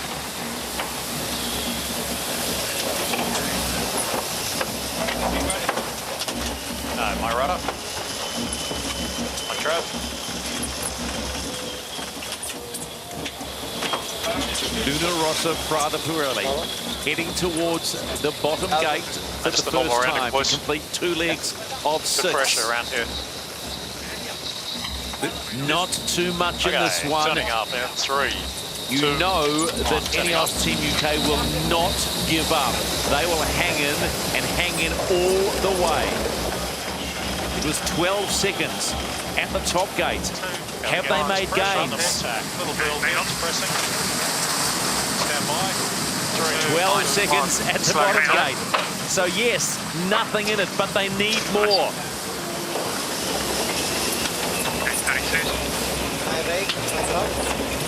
And the maneuverable boat is going to just stay right with them now. This is about as big a split as we're going to see for the rest of this race. Goody, you think you keep mentioning it? You think that bigger jib that INEOS is kind of forced to sail with to power that boat up? You think it's an advantage downwind, don't you? Yeah, you can see that quite clearly from up above. They're just able to exit their jibes a little lower and just get wind angle. Big VMG going, but on the flip side, as you're going upwind, there's quite a lot more drag through the tack, and then it takes a lot longer to accelerate afterwards. So you make a small gain downwind, but I think they might pay for it a little bit up this speed if they're forced into more tacks. You leave out tacks. Coming on. Just keep it little about 30 high mode here, which is fine. Nathan, they like that left side of the race course. At least they don't mind that left side of the race course, do they? Got an intersection 20 out. Nah, it looks pretty obvious that Prada, Jimmy and Bruni are very keen to protect the left side of the course. It is probably a click windier over there, but it was also a great opportunity to tack on their competition, give them a bit of dirty air and try and gain a few more meters. They're definitely not leaving anything to chance out here, that's for sure. Feels like race one of the Prada Cup finals when Luna Rossa were in complete control. Follow me, but we'll cover you all day. They lose so little. I guess, Paul, what do you think the loss is, the net VMG losses in these tacks? Is it? I've been told that it could be as little as 5 meters once the breeze is up a bit. But in this lighter air, what do you think they lose every time they tack? In this sort of breeze, the 8-10 knots, it goes up quite a lot. You ain't seen like a 60-meter loss at times. As soon as you're seeing those 12 knots, then yeah, you can get down to those very, very small losses of around 10 meters. But in these conditions, you'd expect if you have to hit another tack, it's going to be an extra 60, 70 meters. And that's if you execute one well. Copy that. So we've got 30 any time here, I think. It's building a bit of speed. Yep. Stand by. Crossing. Ready. 2, 1. Port down. Turning. Surely the Italians are going to just nail them right here. They're going to go right on top of them and force them back to the short side of the race course, which is the top of the race course, right where that boundary is. Sure enough. Exactly. On cue. Running out of options here on this leg. Just watching the distance so slowly growing between them on this upwind leg. It's nothing radical. That was really interesting when we were looking at the numbers of the last race, how the boat speeds are actually really similar. Just a little deeper downwind, a little higher upwind, especially upwind. There's no question. I know we keep repeating ourselves on that, but it is really, when you're match racing and you have that little bit of height, oh my goodness, it's like the keys to the candy shop. You know, it's gold. It's fantastic. Well, the gold today will be the Prada Cup. Just about with options back from the other lane. And inside that cup will be a key to the America's Cup match. And at this particular point in time, it's favouring Luna Rossa Prada Pirelli, heading towards the halfway stage of this 8th race in the Prada Cup Final 2021 on the Hauraki Golf. A little soft out of this, boys. Copy.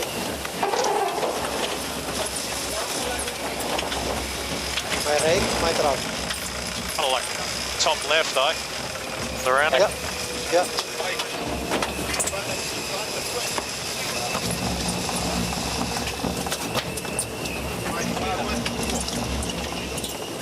Focus on performance here, guys.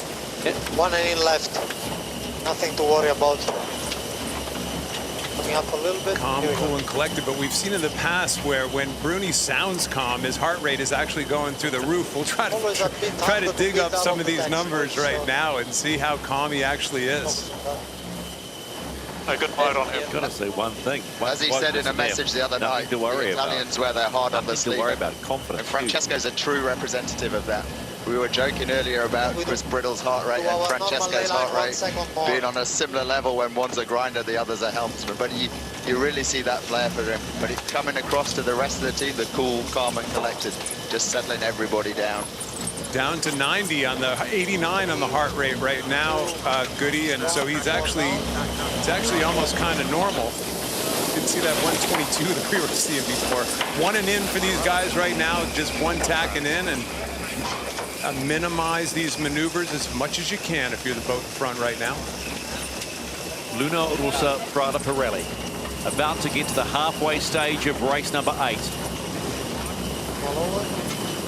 They are 3 legs away from a race win and to be crowned the Prada Cup champions and official challenger for the America's Cup. Still 3 legs to go, though. They round the top gate and head down on leg number 4.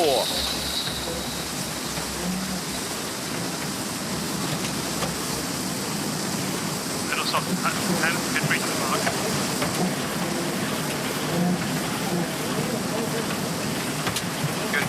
INEOS Team UK heading to that top gate.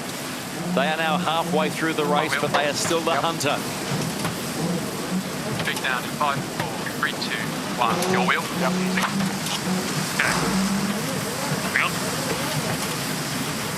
Nice. 5.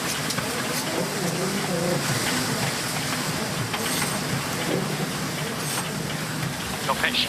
A boat that when it came out, Shirley, the INEOS boat, when it came out of the shed, the whole world kind of gasped. I mean, in a way, it's kind of interesting where the Prada boat has always looked like more of a boat to me. You know, the INEOS boat looks like, sure enough, a big influence by, let's say, a Mercedes Formula One team or something like that. I mean, just this crazy radical shape, these air tubes underneath that's feeding air somewhere into the boat from a windage standpoint.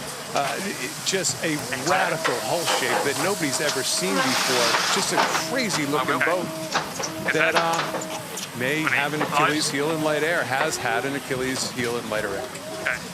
I mean, they have some incredibly smart people in all the teams, but, you know, they do have them in INEOS, and perhaps, Kenny, they just kind of ran out of time. When we look at the Italian boat here, the Challenger record, they have a few more months insight into what the boat was going to be, what the design was going to look like, and, you know, they're a more polished unit. And when we talk about design, we have said this before. The difference between Luna Rossa's Boat 1 and the difference between Boat 2 was minimal. They felt from the get-go they had a boat that could perform. And it is. Yeah, race committee, could we move the helicopter?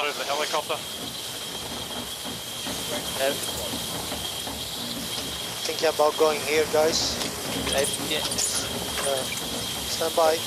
3, 2, 1. More down. Soft out of this, boys. Put off a power. Nathan, you and I talked about this a while ago, how the same point that Shirley just brought out, how the two boats were so similar between Hull 1 and Hull 2 of the Prada team, where all the rest of the teams were radical changes from Hull 1 to Hull 2. It really shows they had that belief, that early belief in what they were doing, and really took a completely different tack as to how their evolution, their design evolution was going to happen. Yeah, you're right, Ken. The fact that they've been able to just make refinements to Boat 1. You know, as you say, every other team's made huge changes to the hull shapes and things like that. And I think that comes back to the fact that they were involved in writing the protocol and the rule. They knew a lot more about what this America's Cup was going to look like than the other challengers, and so it's probably no surprise to them and the other teams that they had an advantage, and this advantage is actually being shown on the race course right now, and that's why in the America's Cup, being the challenger of record and working with the defender, writing the rule, gives you that advantage, and that's why they went after that hard. When Emirates Team New Zealand were in Bermuda racing, they'd already done the deal. They wanted to get that advantage so that they could challenge them when they came to Auckland, and here they are. They're looking very slick. That boat looks very nice. sailing team's doing a great job, and we always talk about these events are not won at the events, they're won in the years in the lead up to it, and this is a classic example of years of development and years of hard work giving you tiny little gains that are resulting to meters around the race course. And the meters are piling up right now, Shirley. You know, that slow trickle, that slow, painful death at this stage. It's not in big chunks ever. It's a meter at a time. Luna Rossa Prada Pirelli applying the vice grips to INEOS Team UK. They are about to complete leg number 4 of 6 and start out on the upwind leg for the final time. It was 34 seconds at the top gate. And around they go again. It's like they're going around the cones in a Luna's driver's course, and just really nice and simple. We go straight, good pressure straight ahead. We get tight over here, all the spectators are turned. Might not be quick enough for this, Jake. Interesting commentary, Nathan. They're talking about that outgoing tide that you pointed out before the first race over on the right-hand side of the race course where Luna Rossa is heading towards. That boats are turning on their anchors, on their moorings. INEOS Team You can see that from down at the water. Sorry there, Stephen. Yeah, you can see it down on the water here. All the spectator boats have changed direction, so we're nearing peak flood at the moment, or peak ebb as you call it. The current's coming out, so small advantage to that right-hand side for the current. That's what Jimmy was referring to. But the wind still looks stronger on the left, so really it's a pretty even track. 10 seconds here, building a bit. It's amazing. The sailors aren't just thinking about what's happening inside the race course. They're using the spectators and anything else they can see out here as indicators on where they should be going around this course.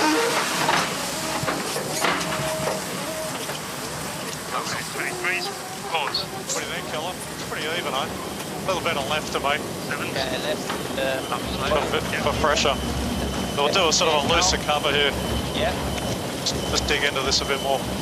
Now we have landing this left. Stand by. 3, 2, 1. We'll take this. Goody, you in the last America's Cup, you were in the Artemis team with Francesco Bruni. I mean, we've been so impressed with him here. He seems so cool, very methodical, and seems to have the entire team with him. I mean, tell us a little bit about the man and how much this is going to be meaning to him. I think this is going to mean the world to him and to Italy. He's a bit of a perfectionist. He breaks everything down. He's very analytical, but he's also very passionate. And this is the biggest change I've seen in him in this America's Cup from last time. Last time he's very passionate, very exuberant, and this time it just seems like a much quieter, more focused, and he's getting the job done.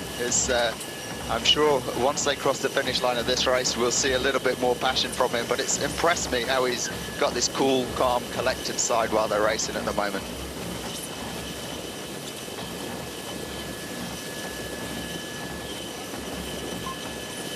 If we just look out to the west here, we can see that the defenders have just armed up and taken a little break and just watching the scenes unfold in front of them. For all the right reasons. Nathan, you sailed 49ers against Pietro Sibello a lot, the main trimmer tactician on Luna Rossa. All of a sudden, we're hearing Spithill call him Killer. Why did they call him Killer? Kenny, that must be a new nickname. I've never heard that one before. As you say, Pietro and I have stood on the podium several times side by side in the 49er class. He's a fantastic sailor, and it's great to see him really getting involved. And I honestly think the more we hear of that voice, the better that boat's going. So maybe it's the killer instinct that's coming out in Pietro that's making all the difference at the moment. They're slowly coming up now.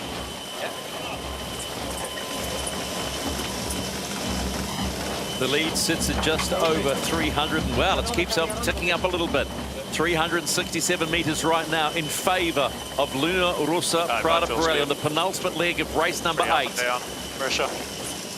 It's more than just smelling the chance to challenge Emirates Team New Zealand now.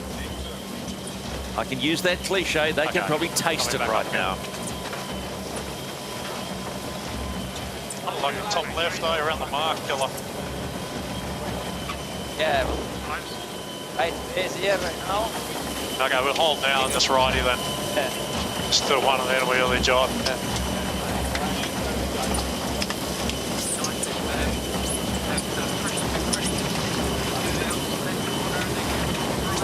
Good pressure over here. 3, 2, 1. We questioned at length, Shirley, at the beginning of this whole circuit,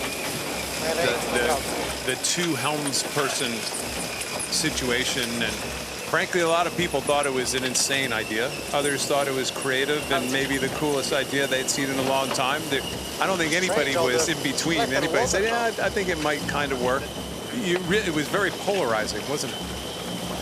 It seemed so flawed in those early round robins, didn't it? They made, mistake after mistake. But saying that, there's 2 months of refinement, plenty of time on the water, plenty of time in the simulator. And now it's working well. They're a solid unit. And we're talking about they're coming up against a defender that has a single helm and men going across to left to right as Rossa Prada Pirelli heading to the top gate for the final time. They are pointing the nose at that beautiful boat downwind and they're heading home. And you know what they're heading home for? The prize, the Prada Cup.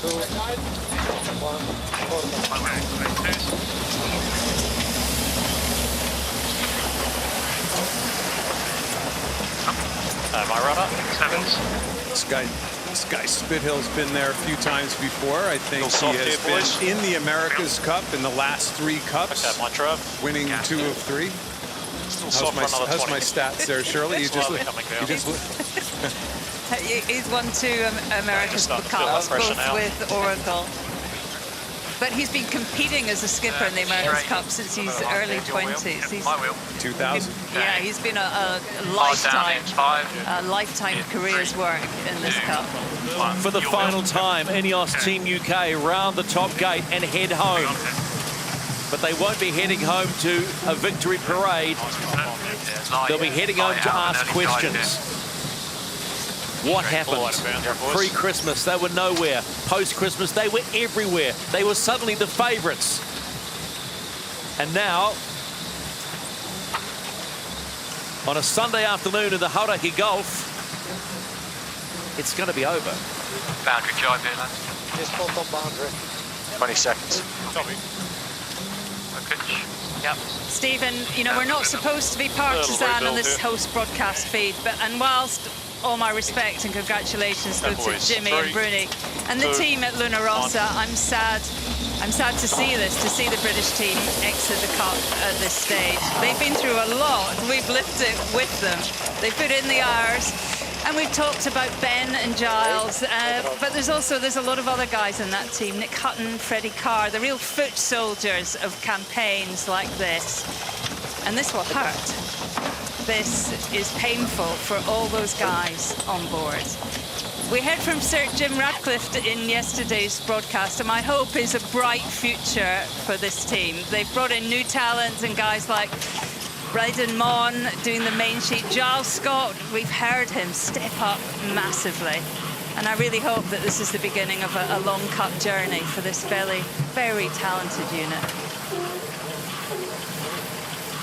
So a somber moment on board, but it's not done yet. The race is not finished, but now this is all about one team, one boat.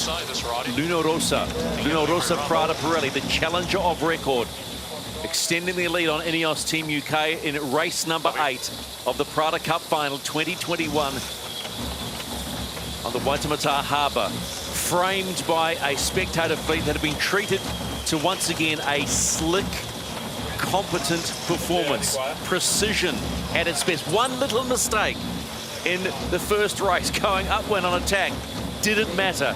They adjusted in the blink of an eye and kept on going. And now on the final leg, they're heading to the match.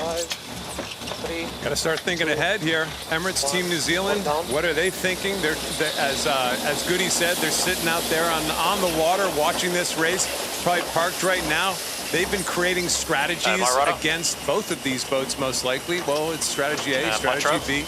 Well, nice guess puff what? on It's him. strategy A. We're going against Prada. We know they're great in this light stuff. We as sailing fans, as sport fans, are just hoping for a great match. Bigger pressure. The Challenger Series is all about, you know, the time spent creating, you know, the best performing team. And I guess we look forward to seeing if it's good enough. And that could be the key in front of you right there. Nice Twin one, boys. helmsman.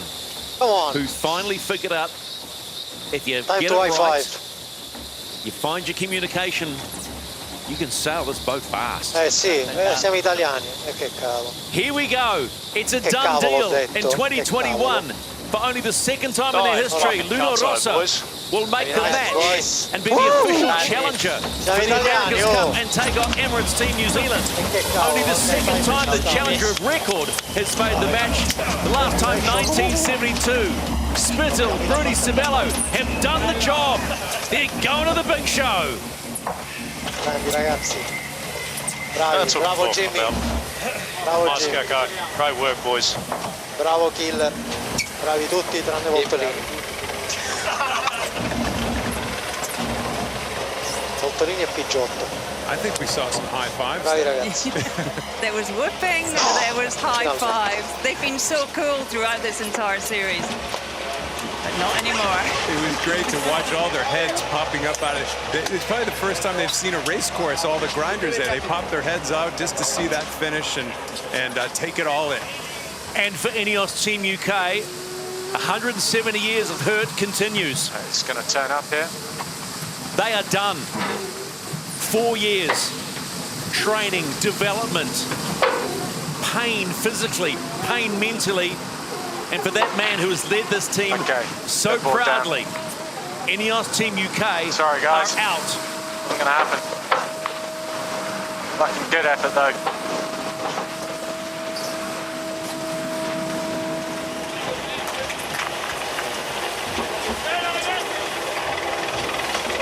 Smoke, mate. Good work, brother. Oh, good. Oh, good. Ciao puttana.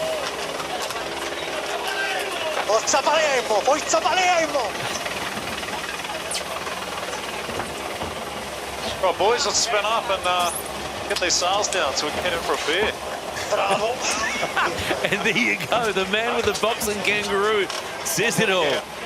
Time for a beer, and why not? Luno Rossa Prada Pirelli win race number 8 by 56 seconds and win the Prada Cup with a scoreline of 7 race wins to 1 against INEOS Team UK.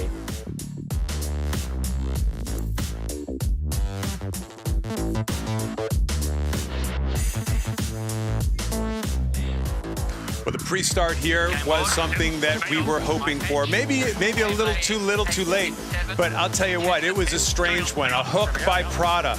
An incredible breezed stealing move by INEOS. INEOS knew they had to do something special, do something a little crazy, and I'll tell you, it was crazy. I'm still not quite sure I know exactly what happened, especially in this situation right here.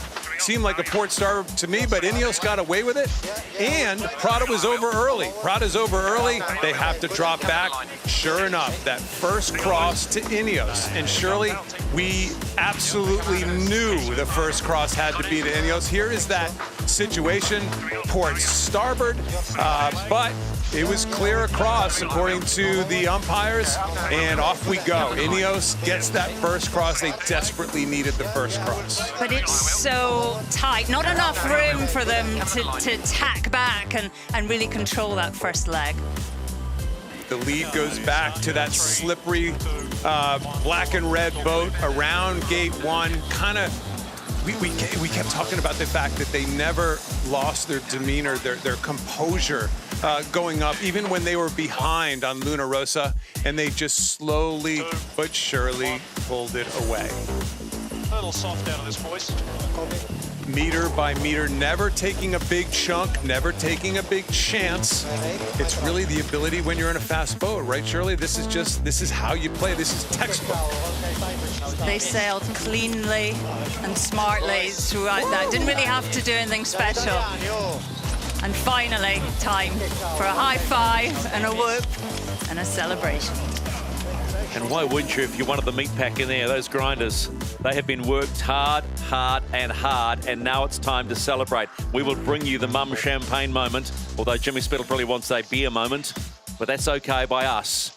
There are your challenges, your official challenges for the 36th America's Cup.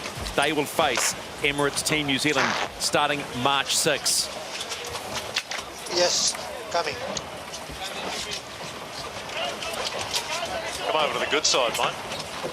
Yeah. Come to the bad side. On board the Prada Cup winners, Rossa Prada Pirelli. Official challenges now for the 36th America's Cup. Jimmy Spittle, Francesco Bruni. Lads, congratulations. How does it feel, Jimmy? Yeah, not too bad, mate. Pretty good day at the office.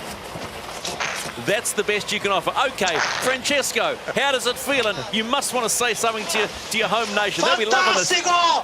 Fantastico! È bellissimo! È bellissimo! We are different, Australian and Italians, very different.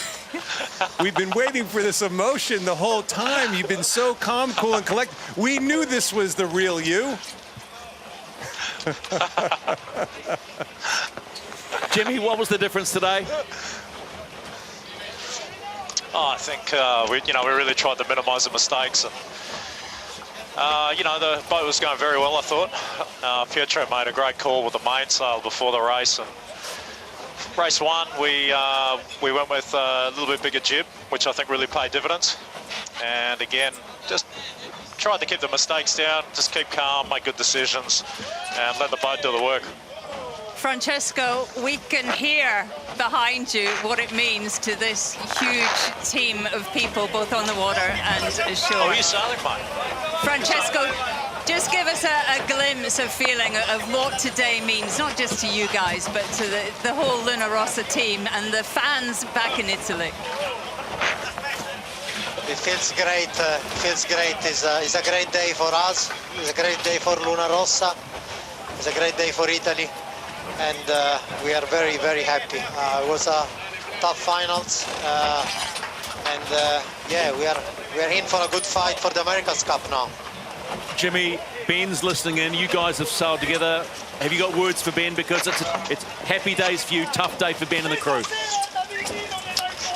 Oh, look, I've had definitely in my career probably some of the best racing ever against Ben. Obviously some good ones with him as well.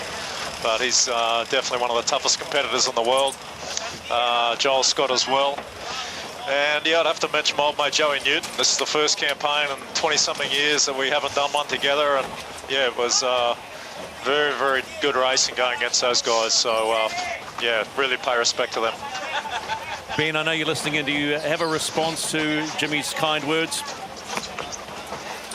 Hey, well, no, first I've got to say well done to Rossa and well done Italy.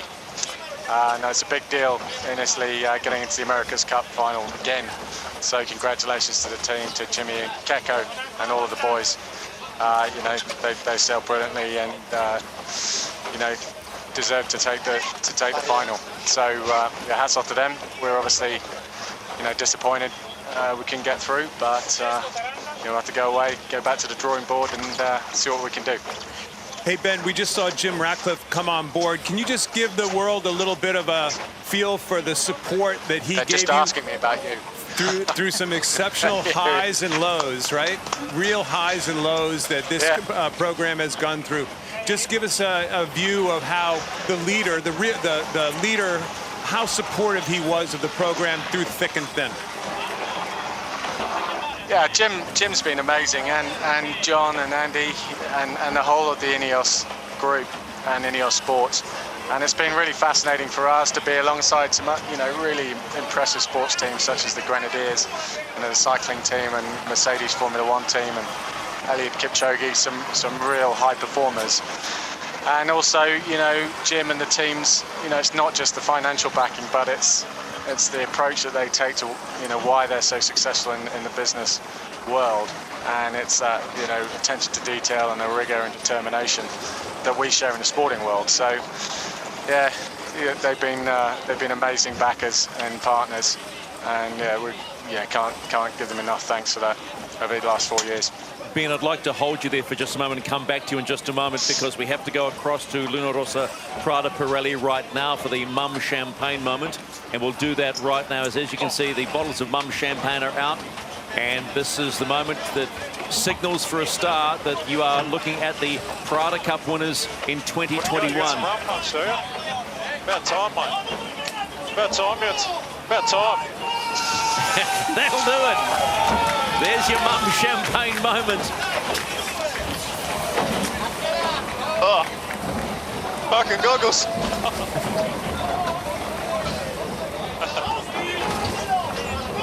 Oh, goggles. Well, we're seeing true Italian passion here. They are enjoying this, and why wouldn't they? They have been pretty much flawless in a 7-1 victory over INEOS Team UK. Just the second time in their history they make the match. Can they win it? That will be the question. We know Emirates Team New Zealand was sitting alongside the racecourse, taking a look, saying, okay, this is what you got.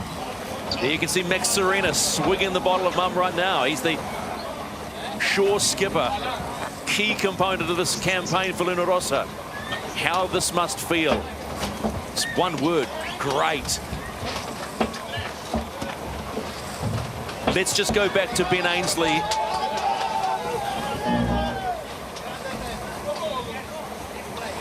We were going to go back to Ben Ainsley. We're not going to go back to Ben Ainsley. So, this is it. All right, Shirley, boys, Ken. let's get home. Well, I know how big sailing. I've sailed on a couple of fantastic Italian teams over the last 5 years, and I know how important this sport is in Italy, to go all the way back to 92 in San Diego, and I mean, there's a real history. The success of the Rossa program, of the Prada Rossa program, is really, it's unbelievable from a challenger standpoint. They're back again, Shirley. This shouldn't be a surprise, I guess. You're right, Ken. In a way, a bit like in New Zealand, where everybody knows about the America's Cup, it's the same in Italy. They know the names, Prada and Rossa. They're synonymous with a great sports team, and that whole nation they will be standing up in their living rooms, in their pajamas right now, cheering for this incredible team. I thought the reaction from Francesco Brini was priceless. It said everything about what it meant to him as an Italian. And Max Serena has said pre this whole regatta, it would be so cool for him to be part of an Italian team to win the America's Cup. But very quickly, it's going to switch back into game mode. You'll find out that the leadership of this team will let this celebration happen tonight, and maybe late into tonight.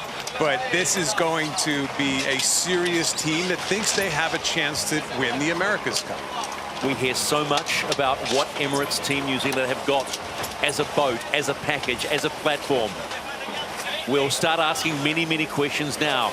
Is this the boat that can win the America's Cup? Is it going to be quick enough? We keep hearing about the speed of Emirates Team New Zealand. But first of all, let's just confirm the standings. Let's just remind you of what has happened over 4 race days on the Hauraki Gulf, the Waitemata Harbour.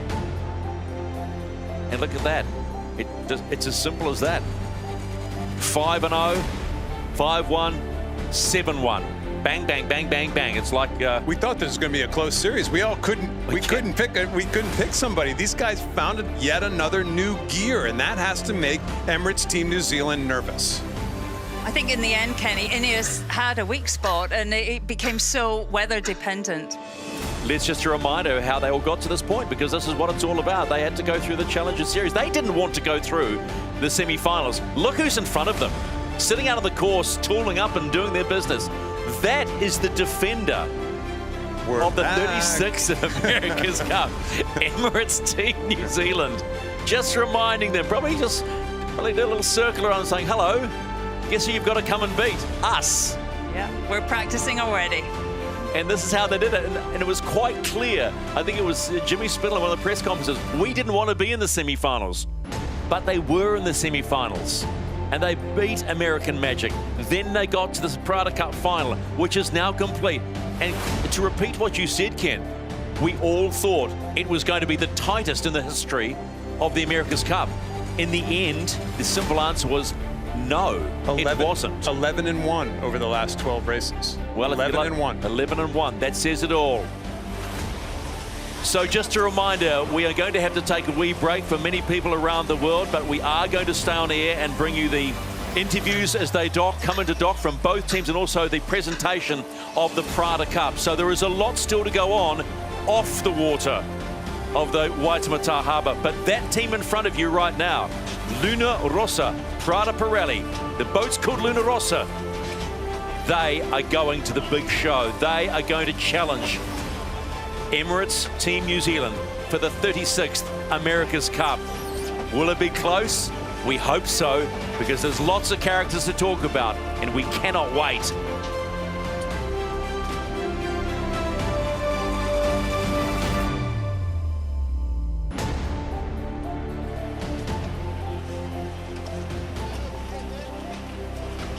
The sense of relief, Kenny, must be huge. The endorphins would have gone crazy at the top of that. And then now let's have a quick drink, and there it is. Up she goes.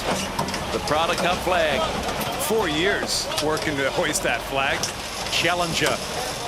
Take a look, Emirates Team New Zealand. Yeah. We're coming for you. Here comes Emirates Team New Zealand, probably going to come by and do a flyby at about 48 knots in a second. As you hear, I got that wrong. It's winner. Well, speaking of flybys, there is the defender, Emirates Team New Zealand. They did it yesterday as well. Just having a little play. They were on the race course before the two boats raced the last races of the Prada Cup final, and up she hoists. Winner, winner, winner, chicken dinner, as they say. And, well, it'll probably be a chicken fettuccine or something like that or whatever, but they deserve it. They deserve it. I know deserves a funny old word, the word of sport, but they have done the job, and they did it beautifully. And the good sportsmanship, we'd be remiss to not talk about the sportsmanship of the INEOS team and Sir Ben, but hey. You think Francesco Bruni's going to have a big night? Finally brooding. Finally we saw the guy that we all knew was there. We heard Paul Goodison and Nathan Utteridge talk about this Italian, this hot Italian from time to time, but he seemed so reserved and so in control. He's back. well, let's go to Nathan Utteridge. Well, Nathan, it's done. We have a challenger for the America's Cup. It's Luna Rossa Prada Pirelli. What do you make of it? Yeah, they sound very impressive, and you know, I've been sitting in the TV boat right next to Luna Rossa the whole time since the finish, and you know, I worked with Francesco Bruni with the Artemis program last time around. He was our reserve driver, and we had many battles in the pre-start, many battles, you know, two-boat testing, and he's a fantastic character. And I just couldn't believe up until about 5 minutes ago how relaxed and calm he's been. He's a fiery Italian, and I've been on the receiving end of that so many times when we're in Bermuda training. And he just looked over at me before, gave me a wink, and started climbing up the backstay. You can see he is excited. He is very happy. And man, he should be really proud of what he's done with that entire team. It's great to see. And you know, they've got 2 weeks now till they get to do it all against the Kiwis. Paul Goodison in the air in our helicopter. Well, first of all, I want your thoughts on Luna Rossa and their chances against Emirates Team New Zealand, who we really don't know too much about, and also thoughts on the INEOS campaign and how Sir Ben has run this campaign beautifully. I was wondering how long it was going to take to see that bit of enthusiasm from Francesco. He's done a good job of bottling that up for the last couple of... No, just thinking about the Challenger Series, I think the preparation from all the racing is going to put Luna Rossa in a great position. They're going to be really sharp from the racing. You see their record going through the semi-finals and then the finals. They've only lost 1 race. It's incredible, and that wasn't by a big margin. They're going to be in really good shape. But you never know about the speed. We all mentioned that the America's Cup is won by the fastest boat. And you look at Emirates out here right now, they're looking pretty slick. They're looking pretty fast. But is it going to be the racing that lets them down? It'll be only time will tell. And then I feel for the INEOS guys. It's a bad position to be in. They've had their highs, they've had their lows. It's some incredible work to turn around the pre-Christmas regattas where they were in a different boat, and then to come back and to win the round robins and to go straight to the final. They've done an incredible campaign, and they should all be really proud of the work they've put in. But at the end of the day, they kind of got beat by a faster boat. You can see that the Prada boat was sailed extremely well, but the piece of kit they had is really good in these conditions. And it'll be interesting to see if the Kiwis with their smaller foils can put a fight up against the Italians in these conditions. We all know pre-Christmas how strong the New Zealand boat was. It's going to be a super exciting final series. Is it too early, Nathan, to start talking about the practice, the race toughness of Italy versus maybe the vulnerability of Peter Burling in the pre-starts? Is it too early? I don't think it's ever too early. That's my opinion. No, Ken, it's exactly the right time. You know, we have a winner of the Prada Cup final, and for the next 2 weeks, all we're going to talk about is which boat is going to be better prepared. Is it the team that's done all the racing, all the training? They look really good in all their pre-starts. They look really smooth in their manoeuvres. And we've been watching them. We don't know much about Team New Zealand. Every time we come out, whenever I come out on the water in the TV boat, all I want to do is watch that Kiwi boat. I want to know what they're up to, because we get to see these guys enough. But Team New Zealand with their smaller foils, Goody mentioned those foils being smaller. I think they're somewhere in the realm of 30% smaller. So if they can be as fast as Prada in sub 10 knots, I'd be shocked.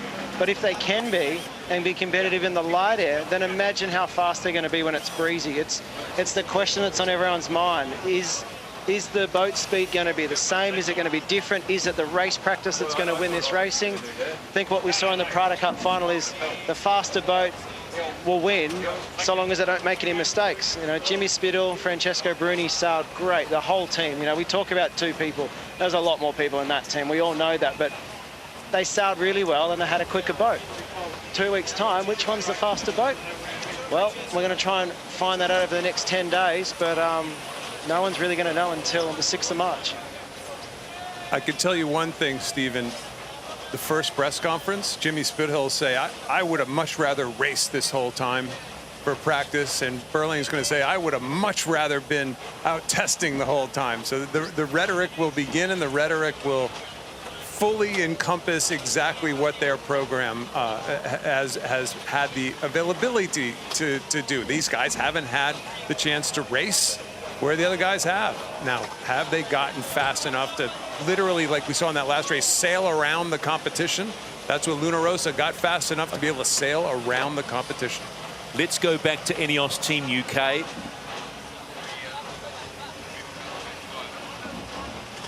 Giles Scott is waiting to have a wee chat. Giles, commiserations.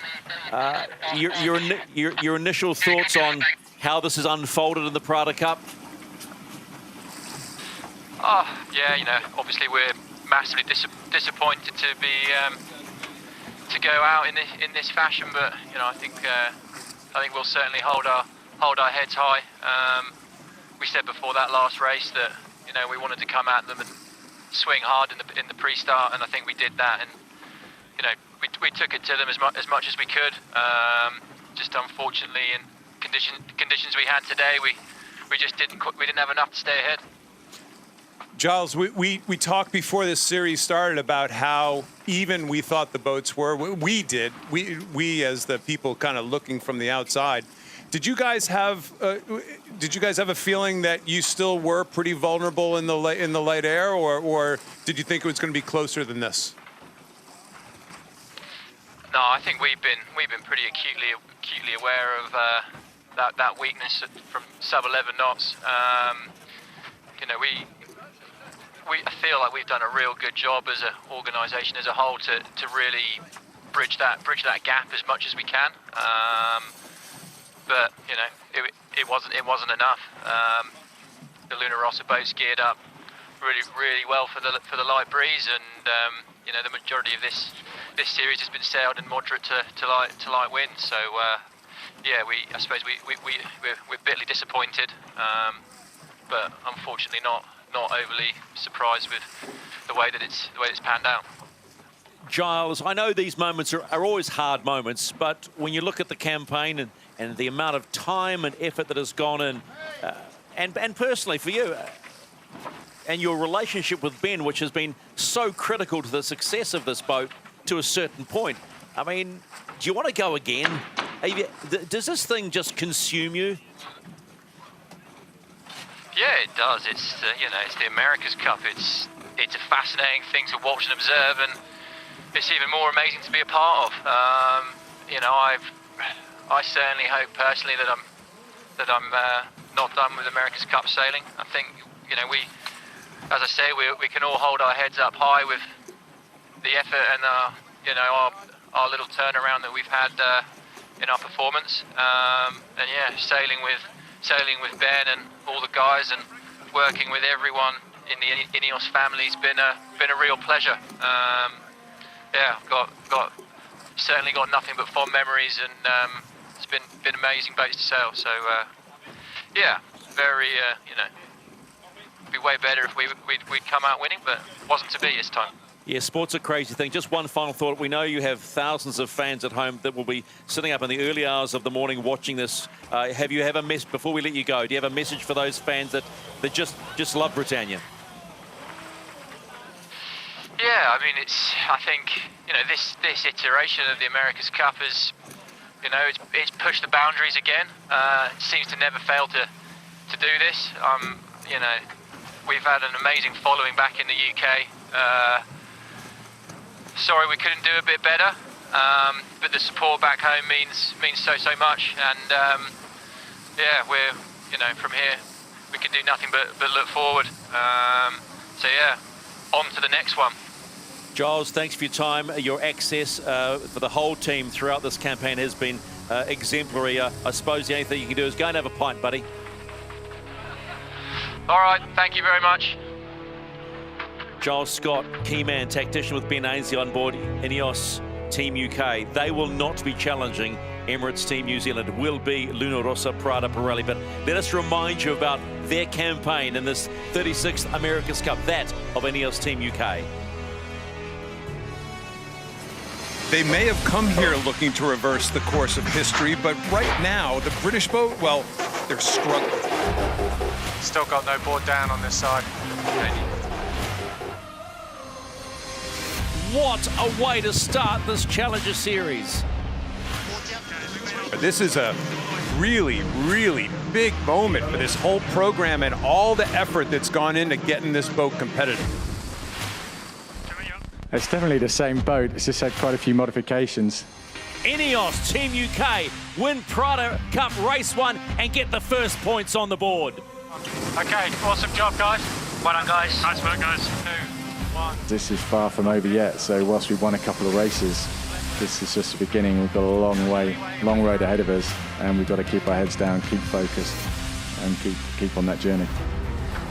We are away in racing in the second round robin phase.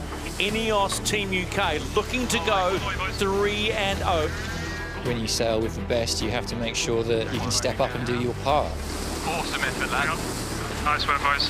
Great sailing.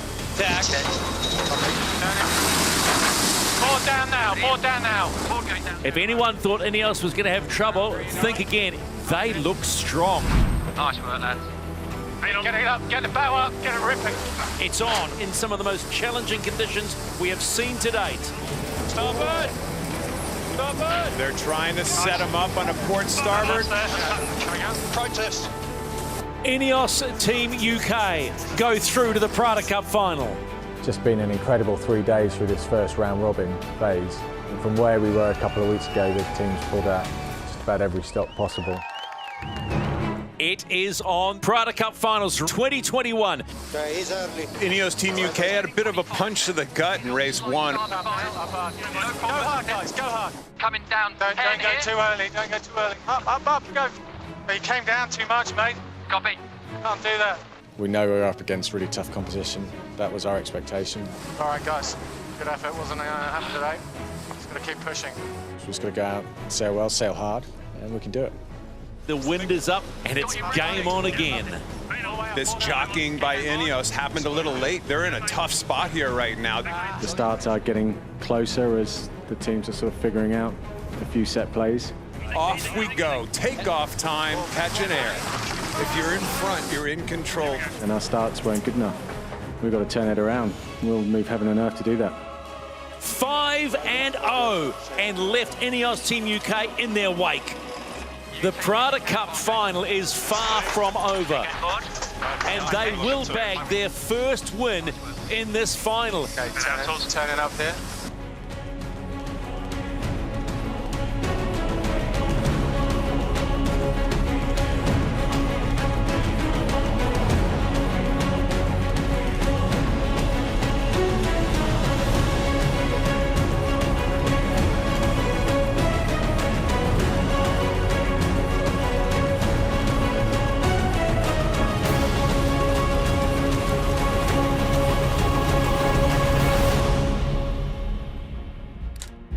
INEOS Team UK on the towback.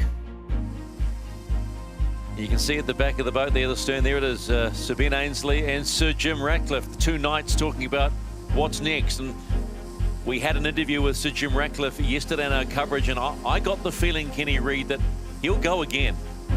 Yeah, he's looking to see what the next edition looks like. I think everybody thinks these boats are here to stay for a while. He likes them. He likes them. Yeah, I think everybody likes them. When you see them in person, it's just something special, like you've never seen before. But, you know, everybody has their concerns, but it's people like this who have always made the America's Cup, and they always will make the America's Cup. So we hope that he sticks around for a long time. You're a sailor. You know how they feel. What will Ben Ainslie be feeling right now? Well, that's a great question, and it's really different for every team, because sometimes you just feel the end is coming. Other times it hits you like a ton of bricks. I think these guys have felt like the end was coming. Yeah, I think you're right. When the press conference yesterday, I think the key moment when he said about the wind range, and they basically said they weren't much of a chance under 12 or 13. It's gone that way as we think about the challenger, the winner of the Prada Cup. Luna Rossa Prada Pirelli, what a campaign they have had.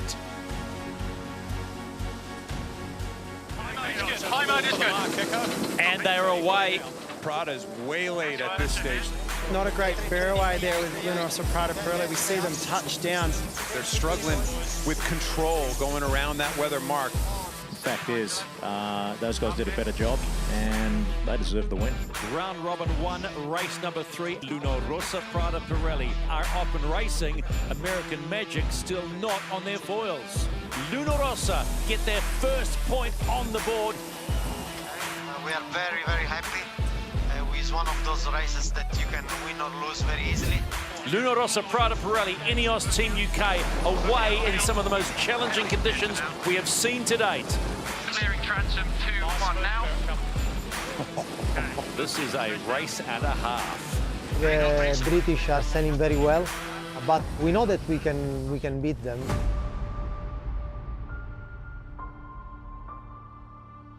American Magic looks strong today. They do, Stephen, and to me it looks like they've got a little bit of extra. American Magic! My and goodness! They are over! So Luna Rossa Prada Pirelli will get their second win. At the end of this weekend, Prada, who is challenged for the America's Cup a record 5 times, and New York Yacht Club, who held the America's Cup for 132 straight years, one of them's going home. Today were the hardest condition we ever sailed these boats. Whoa! Skidding sideways, skidding hard sideways. It will be Luna Rossa against INEOS Team UK in the Prada Cup final on the Hauraki Gulf. Nice one. Now INEOS, boys. Well, it's payback time. We are those British guys from the round robins. Prada Cup Finals, Race 1, 2021, and it's Luna Rossa in command from the go. It was really a race against the clock to give us a package that was reliable and fast. Nice, boys. Luna Rossa takes first blood against INEOS Team UK. Today we had a very good package. And it's a double for Luna Rossa Prada Pirelli. They get the job done. We need to think about the next race. Stay focused because things can turn around very quickly here. Luna Rossa Prada Pirelli go 4-0. They are now only 3 races away from meeting the defender. Board down. What a start! This is a big moment. 5-0. clean start. Game on. Race 6 of the Prada Cup final. INEOS Team UK stretching the lead on Luna Rossa. And for the first time in the final, Luna Rossa, Prada Pirelli get beaten. We certainly have a few things from both races we'll be reviewing and coming back tomorrow stronger.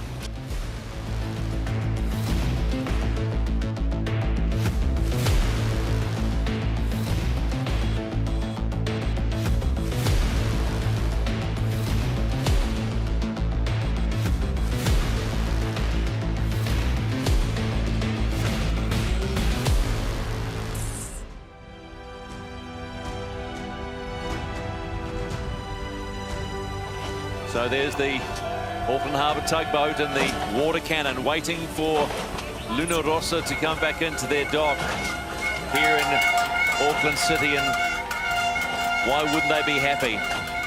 Luna Rossa fans know they're a step closer to potentially winning the America's Cup. Can you imagine what's going back in the early hours of the Italian morning? They're back there. They're already starting. What are the theories? Come on, what are the theories? Like, is this revenge Spit Hill versus Emirates Team New Zealand from Bermuda? Is this race practice versus speed training? I know everybody's going to start coming up with their theories. Let's start talking about the next one. Wow, man. we got two. Okay, well, from what we know Luna Rossa Prada Pirelli is a quick AC75, but we keep hearing, and we're starting to see, that Te Rehotai, the defender of Emirates Team New Zealand, is a very quick boat. There is so much chatter about how quick Emirates Team New Zealand are. Well, we think they are. We certainly think they are. Right. Yeah. That's what they've been fighting for 4 years. For 4 years, they've been going after this trophy, right? They all have their highs and lows. These programs are brutal when it comes to highs and lows, but you got to figure out a way to get through them, to somehow manage your time, manage your team, and get through these highs and lows. And they've done it best. It's really phenomenal. And not only have they done it best this time, but they've done it best a bunch of times.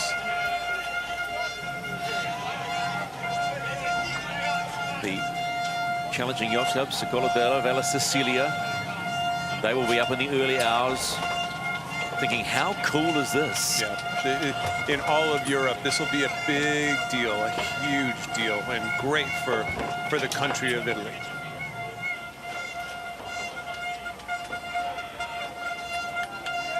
So let's go back under the water with Nathan, who's probably heading in and getting close to the dock as well. I mean, we're seeing scenes of delight here from the Prada camp. There is no second, and that's what they'll be thinking as they start to focus on the match. But we keep talking about quick boats. You do a bit of foil boarding out around the back paddock and where you can find Emirates Team New Zealand. Give us your insight. How quick do you think they are? I'll come to that question in a second. We're just at the dock at the moment.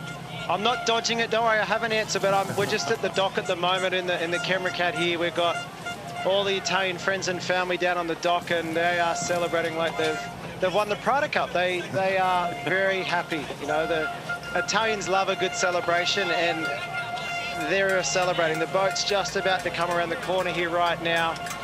You know, they've been working for this for a long time, and you know, if we remember back to December, even in the round robins, it wasn't looking likely. You know, it was never obvious that this was going to be the boat that was going to challenge for the America's Cup. And while I'm sitting here, I'm looking over to the left, and there's Emirates Team New Zealand base, and very quiet over there.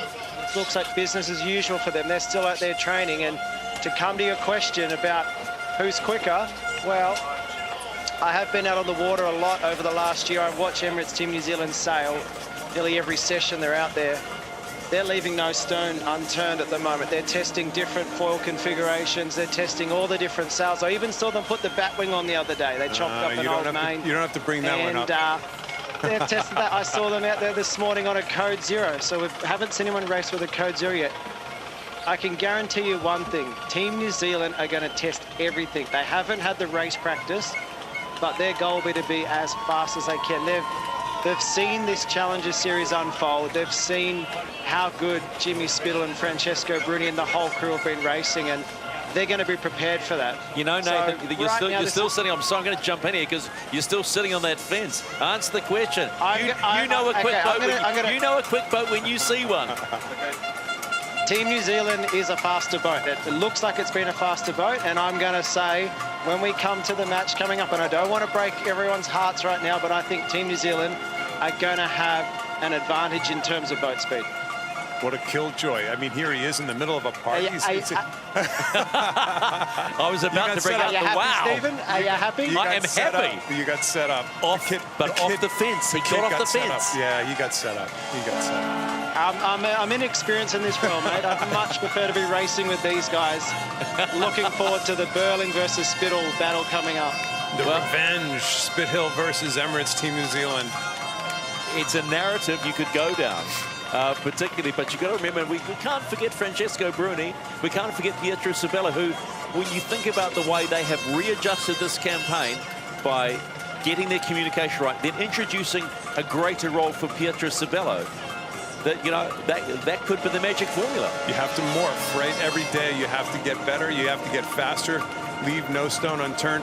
Think about Mr. Bertelli. He's back in Italy watching this right now. First of all, congratulations to him and the whole Prada community back there, and imagine what a shame it is that he's not here celebrating with his team right now. He's back in Italy. There was a suggestion some time ago, that if they made the match, we might just see Mr. Bertelli down under. Boy, he'd better be on a plane here soon, because well, I know there's a small hotel somewhere around the Auckland area waiting for him for approximately 14 days. Well, he would have to actually get a spot in a hotel first, so that might be an impossibility. It's great to see this, isn't it? It's just great to see.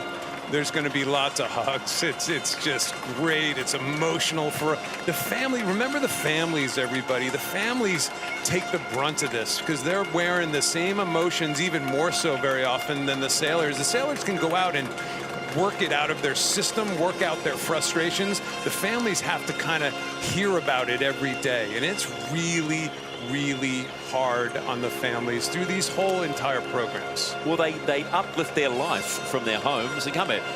Your daughter, who's what now, 23 or thereabouts? Yeah. She was a young child back in the day and going to school in Auckland. She did. No shoes on and learning Maori words and living in Auckland. Now the families, I feel best for the families because I know how hard it is. I know how much they've gone through. Unbridled joy on the dock of Rossa Prada Pirelli and their compound. They are your Prada Cup champions in 2021. They have earned the right to challenge the defender of the 36th America's Cup, Emirates Team New Zealand. You know, if you're Max Serena, you just go, you know what? Let's just take a couple of days off. No, not Let's ever. come on. Nope. Nope. Not a chance. Not a chance? No.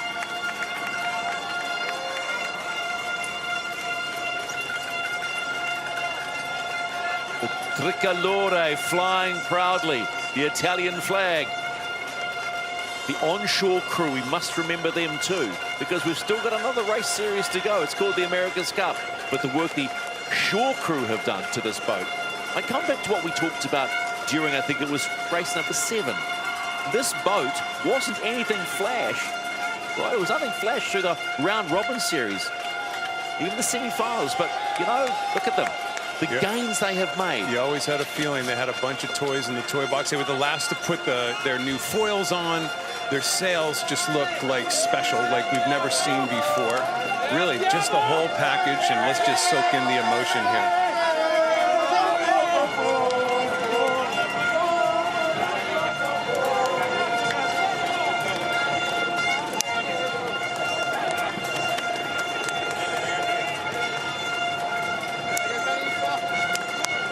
If you are up in the middle of the night in Italy watching this, I wouldn't be surprised if there are tears of joy, because this is a special moment for the Yacht Club, the Challenger Records Yacht Club. It'll go long into the morning and long into the day of the celebrations, but it's only one step. And I remember an interview that Terry Hutchinson from American Magic gave us earlier in the piece when he won the but it was then the Louis Vuitton Cup, and they said, his wife said, we didn't come here to win that. So temper your celebrations, but enjoy the moment. Enjoy the moment. Good for all of these people, designers, engineers, family, friends, relatives, shore crew, the people with the grinders out in the middle of the night, the people that just simply made this boat faster. Faster every day. Max Serena, CEO of the program.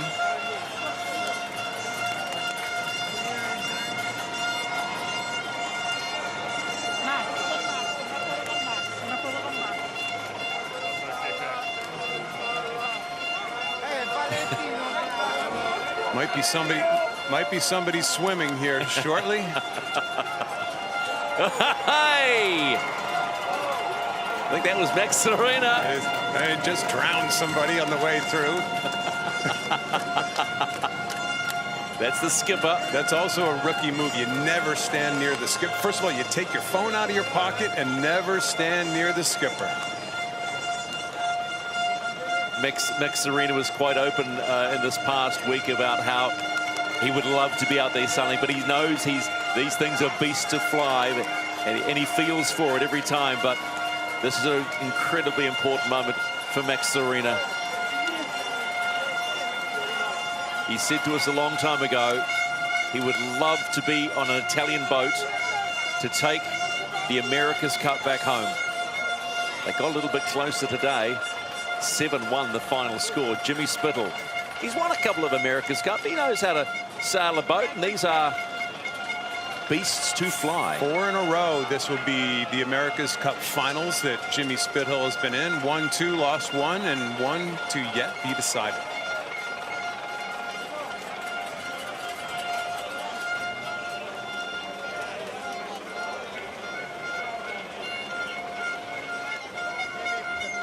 We are waiting around for the presentation of the Prada Cup. You can see in the background in front of the Italian flag.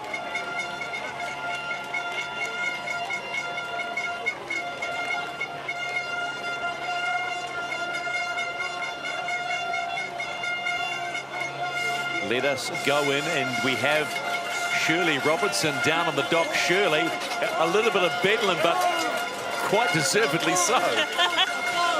Stephen, I know you've been talking about the America's Cup, but right now, that's a long way away. These guys are celebrating, and deservedly so. This has been a long time coming. There's people in swimming, there's singing, Francesco Bruni. I'm not sure we're allowed to hug, but we're having a hug. Extraordinary scenes, and you get a real feel, really, of how hard the journey has been to get here. 4 years of work, and what a tough few months they've had in Auckland, just getting up to pace. This victory, Stephen, you can tell it means the world.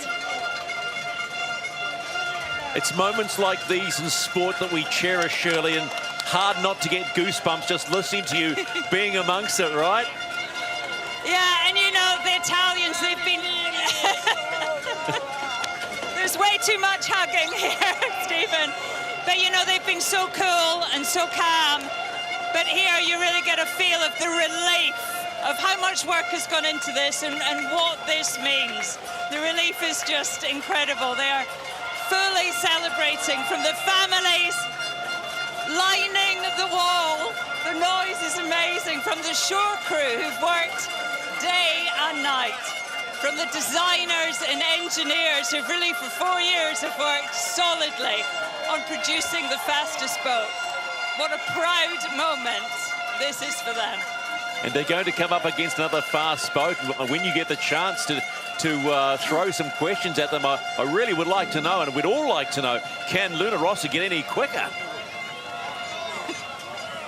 Well, I'm not sure they'll be thinking about that right now, but that's the game, Stephen, isn't it? You've got to have momentum.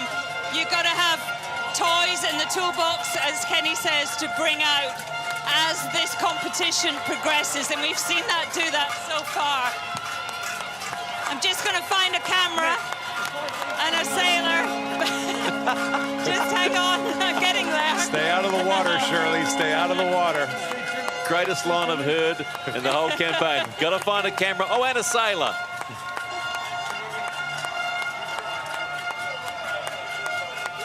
So we're getting closer to the presentation of the Prada Cup.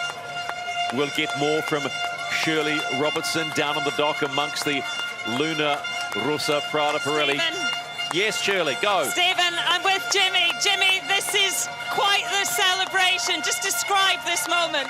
Yeah, now you're really seeing the Italian emotion and passion. I've been trying to get them to hold it in until we got to this point. But now, good to see it. There's obviously there's another goal ahead, but tonight, just what will the celebrations here look like? They're going to be wild, yeah. They will. Italians know how to party. We'll definitely experience that tonight. You're just about to be awarded with the Prada Cup. I'll let you go. Thank you. Jimmy Spittle, well, all he said afterwards, he wants a beer, and why not? So there'll be plenty of good Italian beer around the place in the viaduct, and we are waiting now for the presentation of the Prada Cup. You can see Max Serena, the skipper, Francesco Bruni, Jimmy Spittle.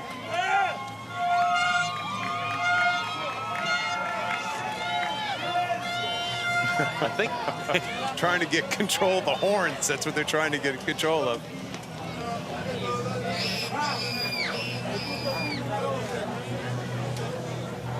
So here's the moment. That is a real moment in the campaign. And Francesco Longanese Catani presents the Prada Cup to Max Serena on behalf of Prada. There you have your Prada Cup champions in 2021. The challenger of record, Luna Rossa Prada Pirelli, are on their way to the match.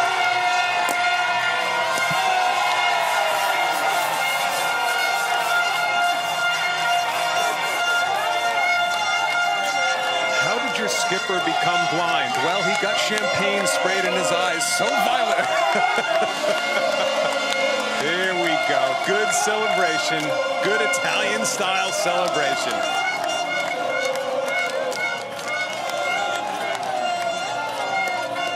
They have earned it. They have earned it with a near flawless performance. In the total campaign in this area, with the semi-finals through here, 11-1, 7-1 in the Prada Cup final.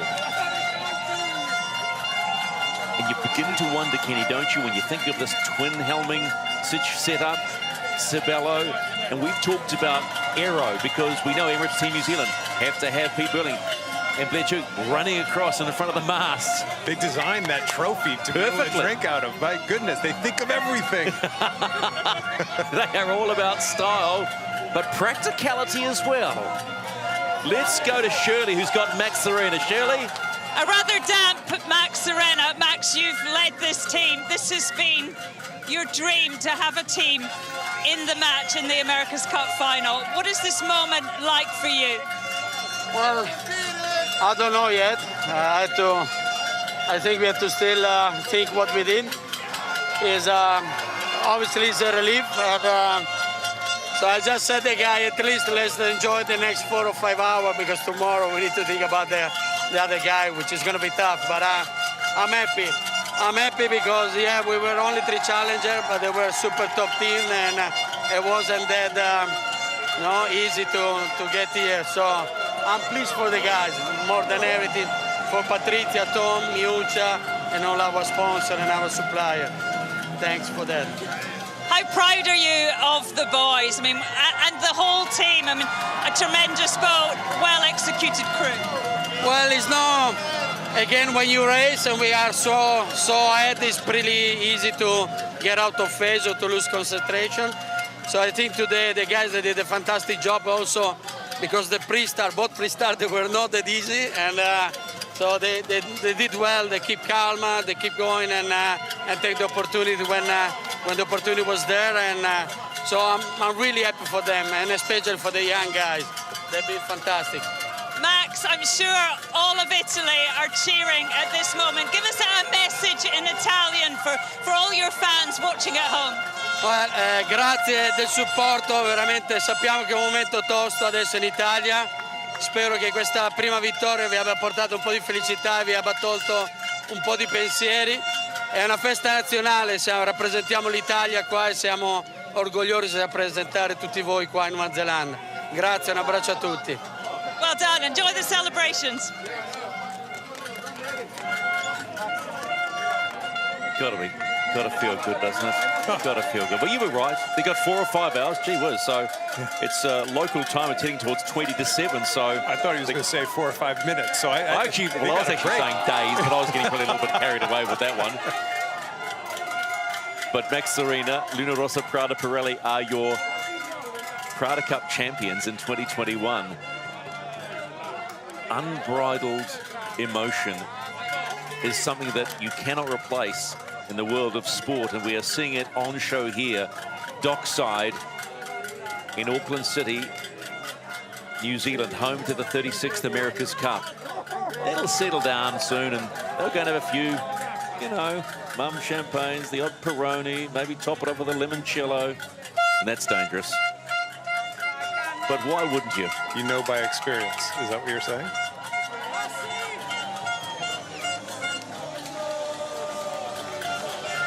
Great day. The sun's shining on Luna Rossa, the challenger of record. Only the second time the challenger of record has made it to the match. Last time, 1972. The Royal Sydney Yacht Club. How about that?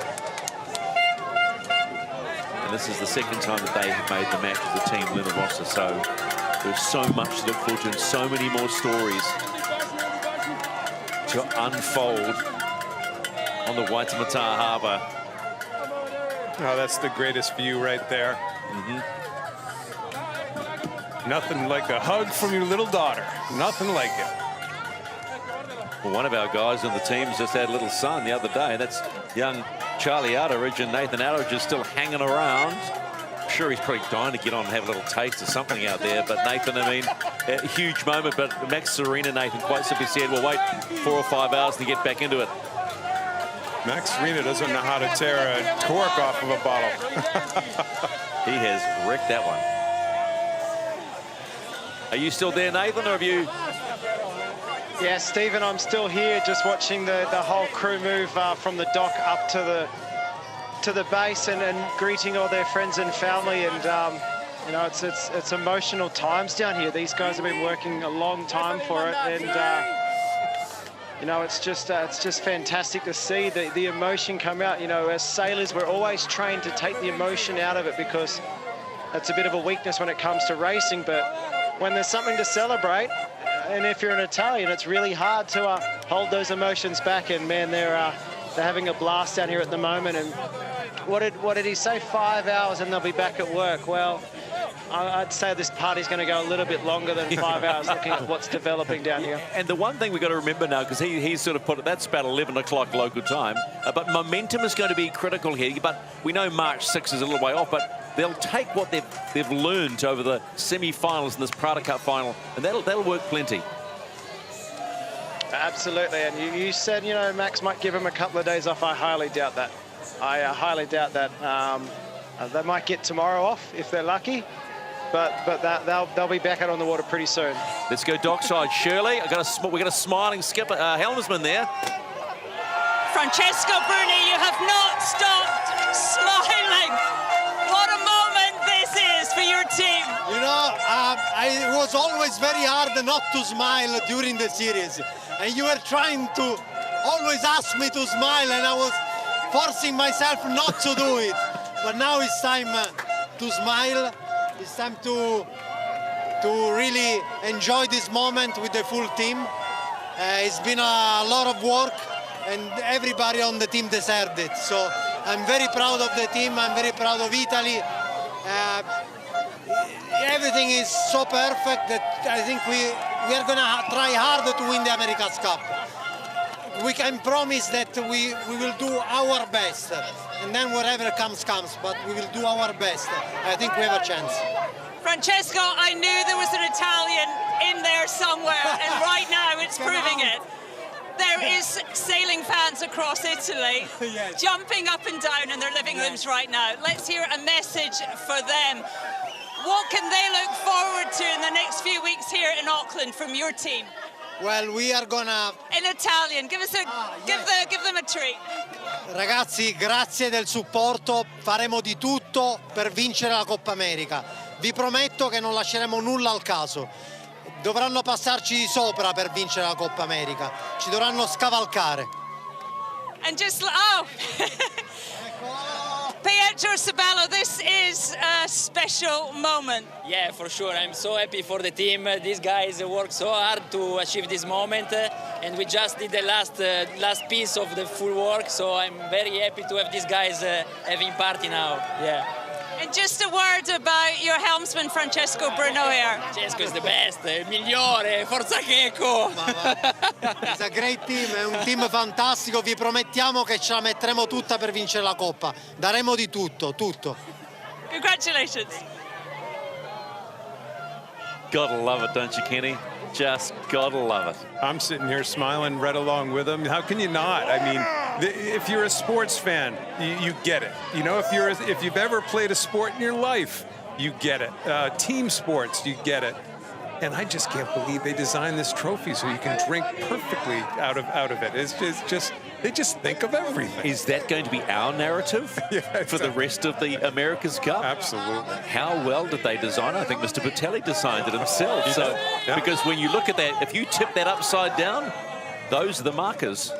Those are the gates. You love those markers. I do love those markers. But that, and you paint that red, tip up in the water, it's a mini marker. You don't want to be, you want to be a dentist in town, because I think somebody's going to get their teeth knocked out here if they aren't careful drinking out of this, but nobody would mind at this stage. It is a tall order, though. It is a tall order to go and win the America's Cup.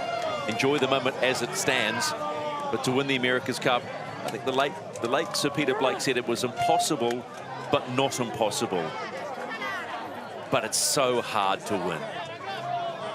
These guys will switch their focus in no time. That's what leadership does. They keep their eye on the ball, but good for them. They deserve every moment of this celebration with family, friends, shore team, fans.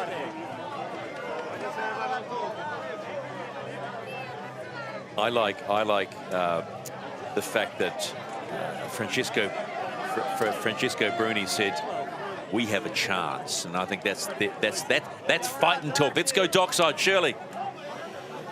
Stephen, we've spoken to the sailors, we've spoken to Max Serena, but I'm here with Martin Fisher, head of design at Luna Rossa. You know, you don't get a lot of the limelight, do you, Martin? But you must really be proud of your team today. Well, of course, I'm very proud, very, very satisfied, and very relieved. It's a great day.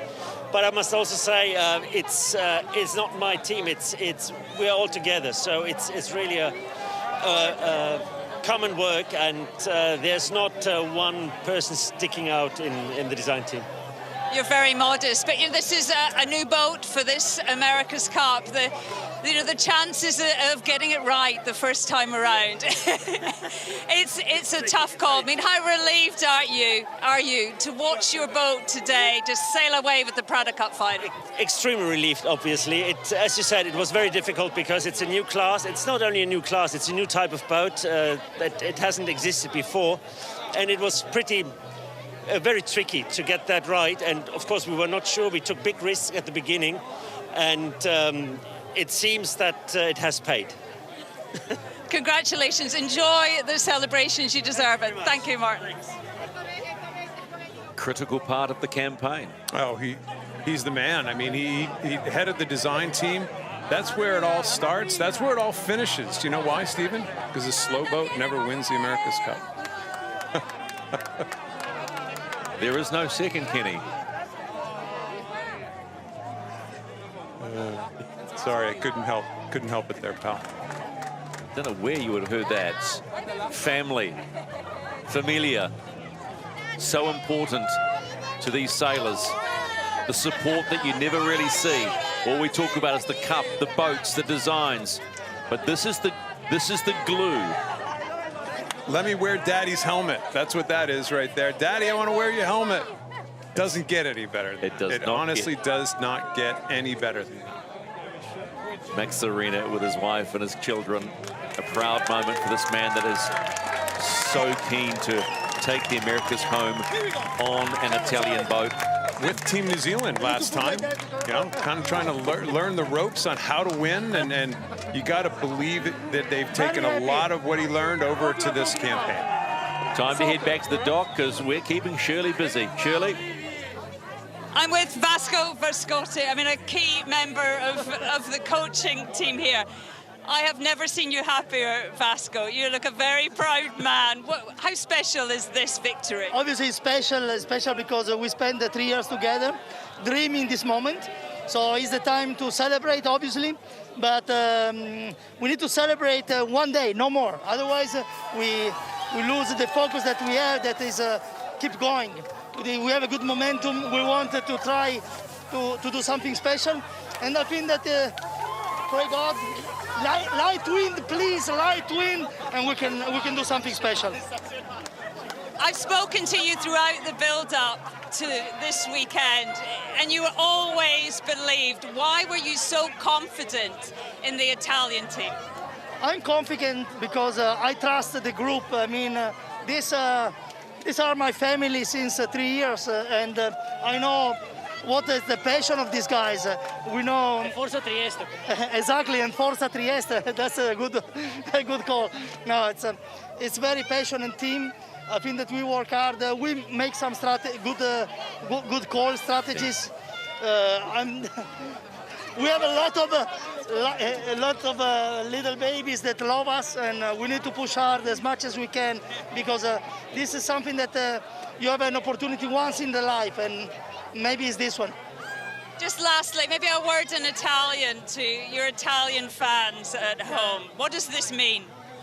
The Italian guys are, I just received I don't know how many phone calls, and I wanted to say thanks to everybody that wake up early in the morning and that give us a lot of support, and this extra speed is also because we know that there are a lot of hands that are pushing our boats. Congratulations. Vasco Verscotti, coach, one of the coaches. And that's the one thing that people don't talk a lot about, Kenny, and understand the sport. They have coaches to make sure that the particular... Where does the coach, who does the coach help most? Well, they have coaches for coaches at this stage. You know, we're really getting to that level. This is a pure professional sport. Philippe Presti, who's had lots of success in the Cup in the past. Vasco is just a star sailor in his own right. You know, they really do, whether it's design side coaches, speed coaches, mental coaches, physical coaches, sailing coaches. It's how the sport is played, and clearly how the sport is won at this stage. I'm always intrigued. The helmsmen have their own coaches. I mean, these guys are five-star sailors, but they still have someone coaching them to be better. No question about it. And for me, it was always a struggle having coach for that. For being told what to do. Okay, fair enough. You're not the first person to say that. But he's been working with Philippe Presti now for years, and they've just built a bond. And when Philippe says something, he listens. And there's probably not many sailors in the world that he actually listens to. You look at Jimmy Spittle just talking there a moment ago, and you look at the eye. Always look at the eyes. He's already switched focus. There's no question. He has already switched focus. Helmet's still on. He wants to go sailing again. Come on, we got to go test a new mainsail. You know, something like that. It's going through his head right now. There's no question. You don't get to 4 Cup finals in a row by taking even a moment off from thinking about it. Yeah, it has been a battle. Jimmy Spittle has been battling Ben Ainslie, been sailing with Ben Ainslie for a long time. It is time now to get some reaction from Ben Ainslie after getting back off the boat, and we'll see how he's feeling, because we never really got the chance to have a good chat with him, but now is your chance to hear from the man that has led INEOS Team UK, Sir Ben Ainslie. Ben, first of all, commiserations. It's not the way you would have wanted to end this campaign, is it? I mean, what are your initial thoughts? I know it's early days. Oh, my initial thoughts are congratulations to Luna Rossa. And they sailed brilliantly, and they had the best package over the range of conditions, and, you know, deserved to win. We're obviously disappointed. We fought tooth and nail and went down fighting even that fast in that last race.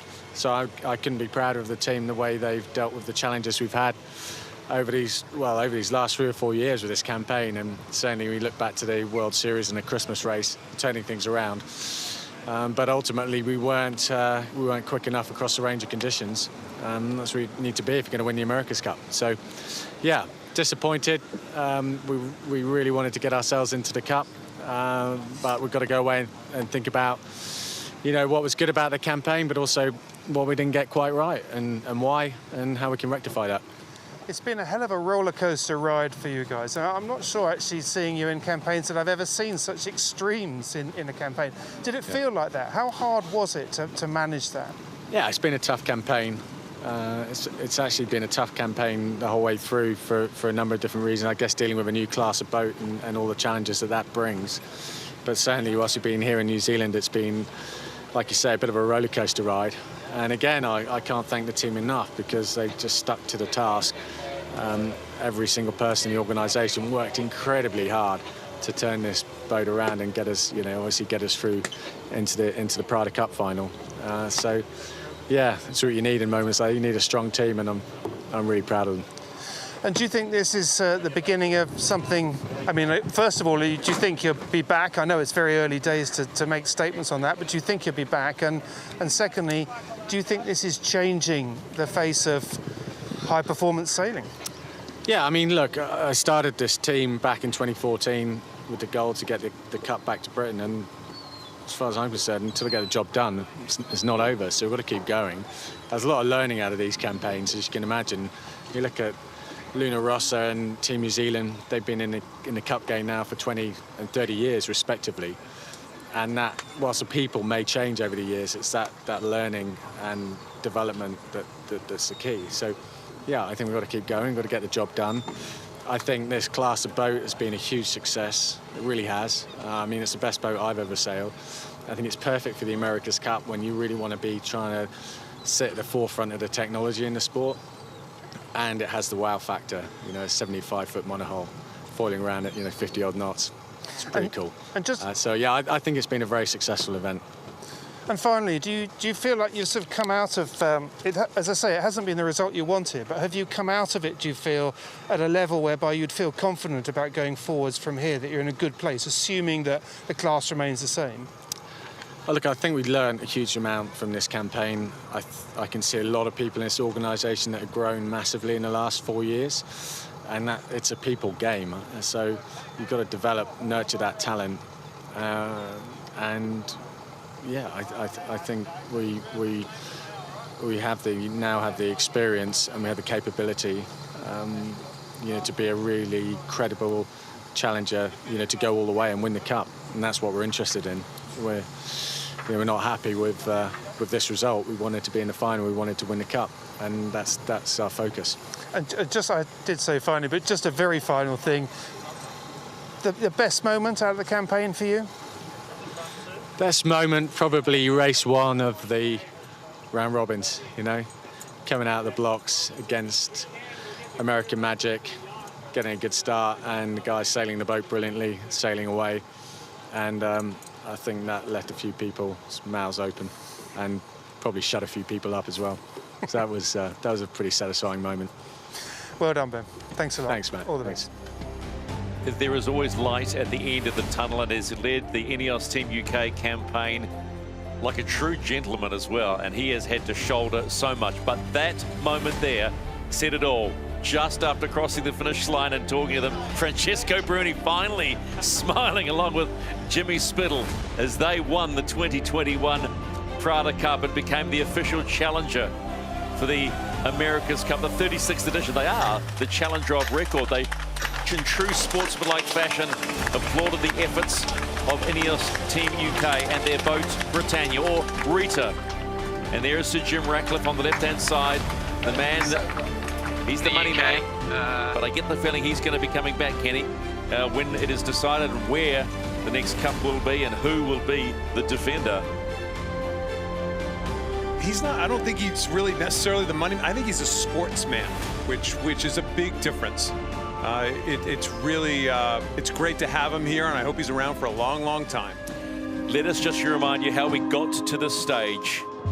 We had one defender, 3 challenges, and these flying AC-75s. We had to start with the round robin series. They started with 3, INEOS Team UK, Italy, and American Magic. We know what happened to American Magic. Sadly, there was a campaign that was, wow, it could have been so different if they were still here, because we knew they had a fast boat. But they were beaten in the semi-finals by Luna Rossa Prada Pirelli. who faced up to INEOS Team UK, who earned the right after being top qualifier to go through and be the first into the Prada Cup final. And today we have seen it done.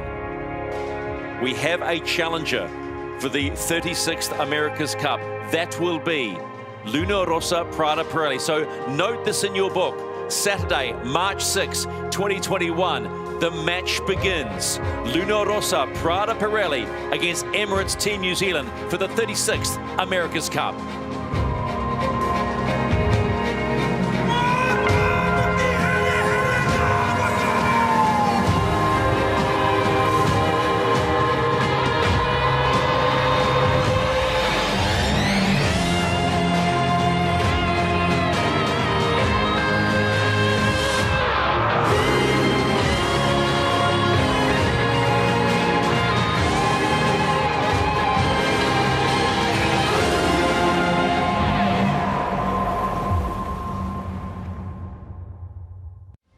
Today's America's Cup Racing is brought to you by Mum Champagne.